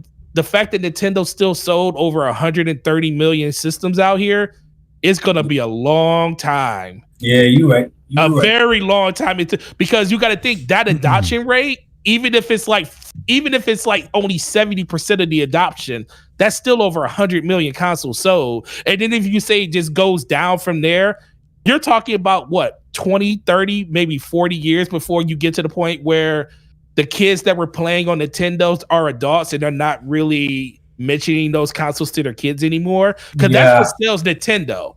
The fact that the adults are selling it to the kids and the kids are growing up and selling it to their kids, Nintendo wouldn't be where they are if they had to just rely on kids buying the system itself. No, yeah, I know people that have bought Switches for the kids that the kids didn't even ask for. Yeah. You know what I mean? Like, no, I know you're gonna like this. Here's a Switch. You know what I mean? Like they didn't even ask for it. It sits there. Yeah, exactly. Versus Xbox or a PlayStation is like, okay, which one do you want? Why I only got one Switch in my house now, because I got Switches for everybody in the house and they played them a little bit. And then as time happened, one Switch got traded in for an Xbox Series S. Another one got traded in for an Xbox Series X. Dang. And my wife's matter of fact, my wife's original, because she said, well, we don't need to have 2. I just play yours when I want to play. So I traded hers in and I used that to pay for my go towards my PS5 when I bought it. So that's kind of what happened. They were just sitting there, and I was like, if y'all ain't gonna play them, well, put them towards something you want. That's right. That's true. Dang, man. It's freaking a great conversation, man. But I'm happy overall, though, that now we sit back, we play games again. 4 games are coming, and for anybody that's thinking that Microsoft is not going to continue putting games on PlayStation, you're just foolish, right? But no, It shouldn't be a big deal. That's my whole thing for today. That's why I was upset. Like, why are we making such a big deal out of this right now? That's my whole thing. And then with all the rumors that ran around with it. So day and date's still coming. Because I'm going to tell you right now, Game Pass does not survive without day and date. Oh, I agree with that, 100%. Without day and date, it doesn't survive. And it's the day and date that are third party as well, Paul World did matter, even though more people play that on PC, it still mattered, So, day and date stuff. And then, man, they should be playing on PC. It's the best. Well, it best mattered. Platform. Well, it mattered. Yeah, it is. But it mattered because even if a lot of people, like most people, didn't play it on Game Pass, the fact that you can't talk about Power World but without saying that it's available on Steam and Game Pass. Yeah. Yeah, the fact that you can say Game Pass and Power World in the same sentence means it's valuable. Right. Even Sarah Bond mentioned it.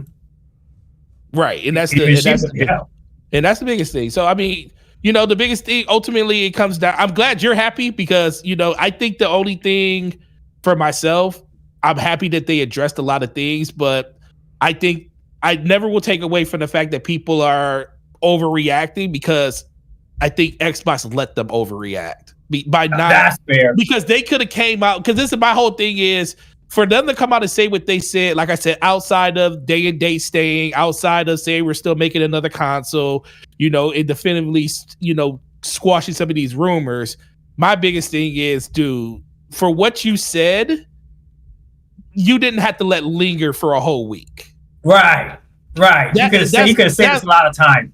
Right, a lot of this stuff could have been said. Like you could have said Starfield and Indiana Jones aren't going, to other platforms. But I guess the way that they're looking at it is like, well, how do we explain the 4 games that are going without saying that these games aren't going, and we can't definitively say these games aren't going. So that's like I said, it's the whole messaging thing. So I think that's the whole thing that kind of irritated me about it.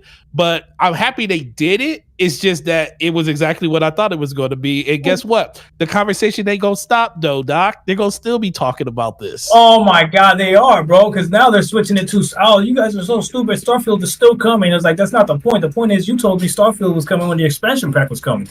And now we know that whoever told you that is wrong. Those sources were wrong. As long as you say that, make sure you say that, Dark, because I don't want to be reading no tabloids of you getting pulled up and saying Starfield ain't going. And then all of a sudden, no. does. No. Well, yeah. I try to cover all my bases. Oh yeah, cover your bases on that because it will go. We just don't know when.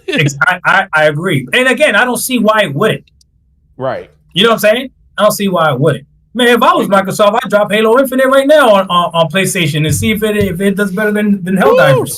Oh, now listen, that's a bridge too far for me, bro. And see if it'll do better than Helldivers. Listen, as much as I agree with you, Dark, Halo needs to be the one title that never moves. See, I'm not even mad at you. And I will say that's only because of my love for that franchise. I know it's too much investment.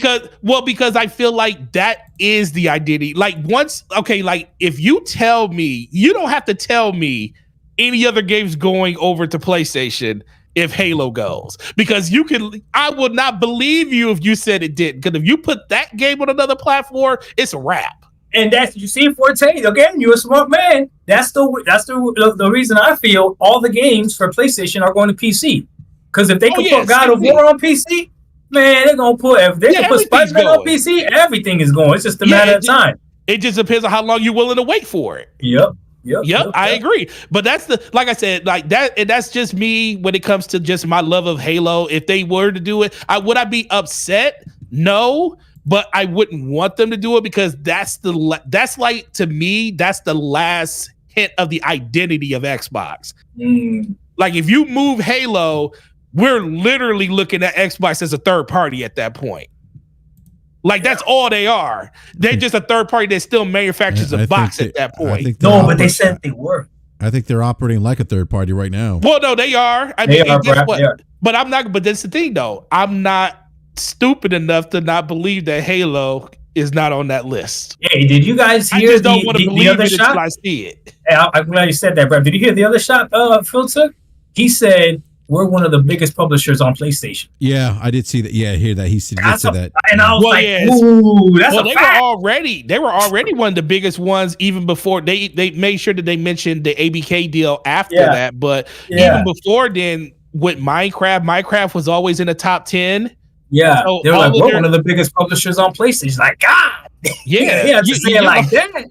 Yeah, it's literally, if we was to not put these games, and that's what I tried to tell people. I was like, if you look at Xbox, got a chance to see what third party truly look like on another platform with having access to the Activision numbers because they got full control of Activision right before Modern Warfare 3 came out. So they got a chance to see those numbers in real time. And they were like, yo, we knew that this game did a lot of money. We didn't know it was this much money, because it's a completely different thing when you're looking at like units sold versus dollars coming into your account. And then you can't really can't gauge what the microtransaction side of it is until you actually see that come in. So that's I truly believe that is part of the reason, not only that they purchased Activision Blizzard, but that is part of the catalyst of why they feel like they can do this with more of their games. They like,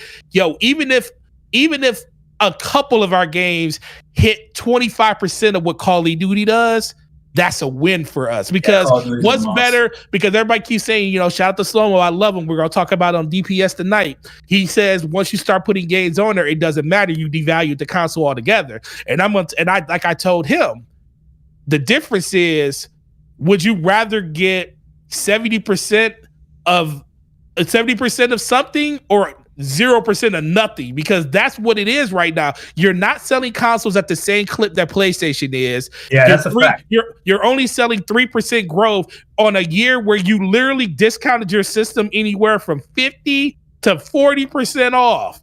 And people still didn't buy it at the rate that you wanted to. So now you're asking the question, do I want to get 70% of something or 100% of nothing. And guess what? By putting those games on PlayStation, at least you're accruing that 70% instead of getting nothing by just having it on your platform. Hey, there was one thing that Sarah Bond mentioned that I didn't fully understand. Maybe you guys can explain it to me. She was saying that they currently have the best number of gamers on console, cloud, and PC right now. It's the highest that they've ever had.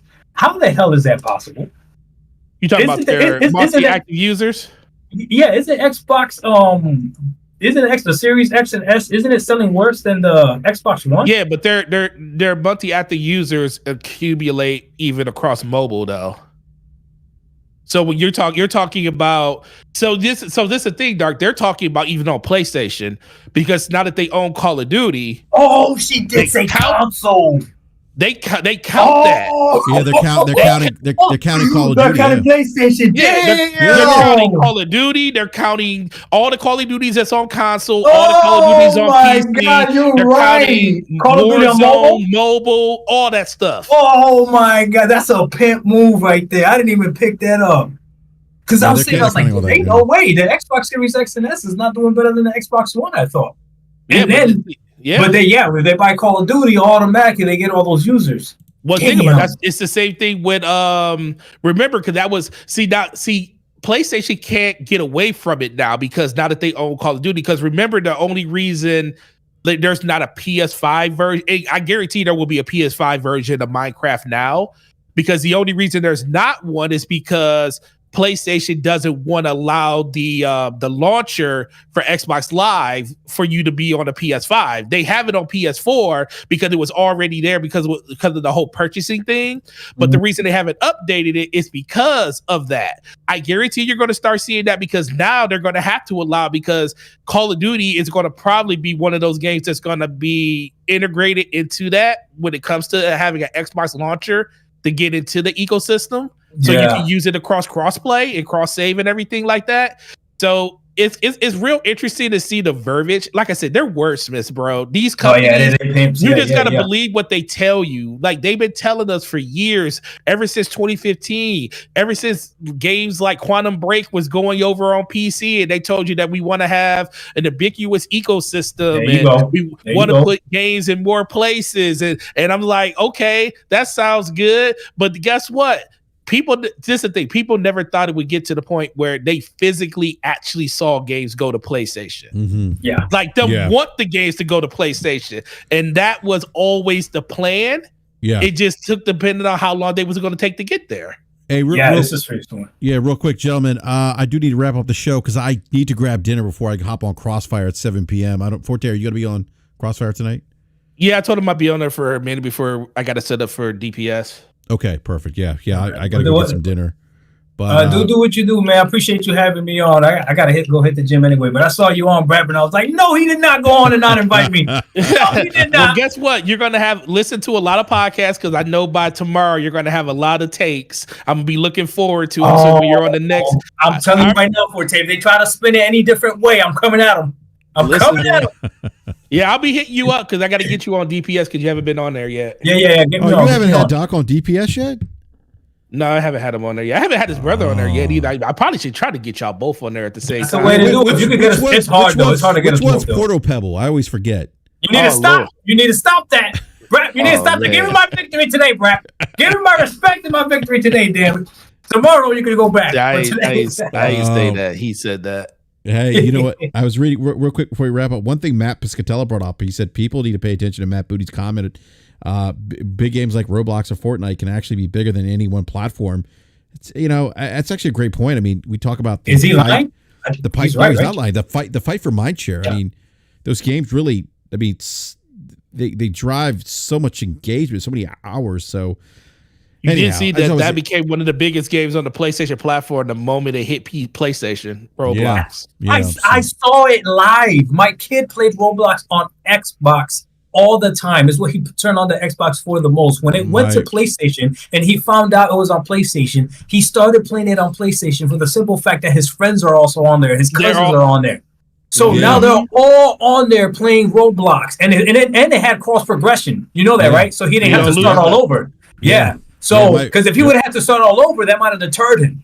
I couldn't believe it. I was like, wait, you're on the PlayStation again? Were you playing Spider-Man? Because he would play like single player games on the PlayStation. And then he was like, no, I'm playing Roblox now. I was like, you're not playing on Xbox anymore? He's like, no, I'm going to party chat with my cousin. I was like, oh, I mean, what am I going to say? Don't play? Right? Yeah, like, okay, right? Cousin, yeah. So, it's crazy. Another thing that you mentioned, BRAP, too, which I also find fascinating. All these games that are like this, there's a learning curve that once you have that learning curve down, you're almost, I don't want to say the word addictive, but you don't want to learn to play another game. You know what I mean? Like you could get good at maybe 2, maybe 3 top live service games, right? But you ain't going to be playing 5 live service games at the same time because the amount of time that you got to put into progression and all that other stuff, it's just too much, man. So Roblox, Minecraft, freaking Sea of Thieves, Call of Duty, Halo, Apex Legends, Fortnite, all these games, like eventually once one of these games hooks you, they got you for a while, you know?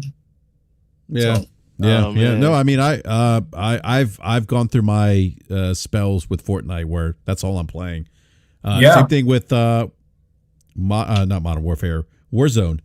So I get it. All right, I want to thank everyone in the live chat though for hanging out with me this late afternoon, early evening. Appreciate it. Also want to thank Doc Dark and Gaming Forte for joining me as well. Appreciate it, gentlemen. Thank you so much.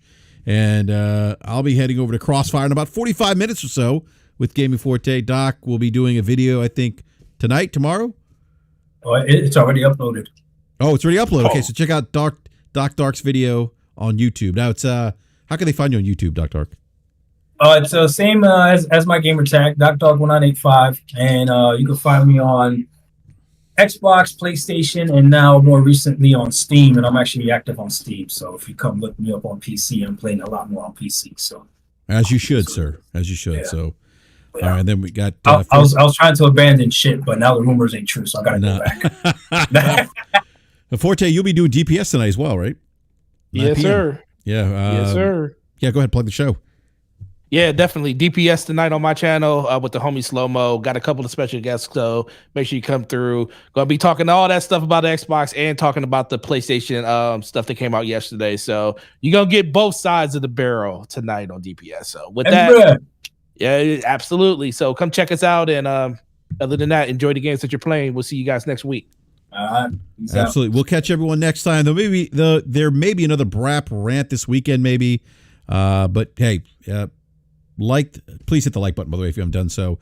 Subscribe, hit the bell notification so you're alerted when we go live. So again, I may do another BRAP rant this weekend, maybe Saturday, working on getting a guest that hasn't been on BRAP in quite some time. And if you want to give me a follow on Twitter or X or whatever it's called these days, BRAP_podcast. So thank you, everyone. Enjoy gaming and enjoy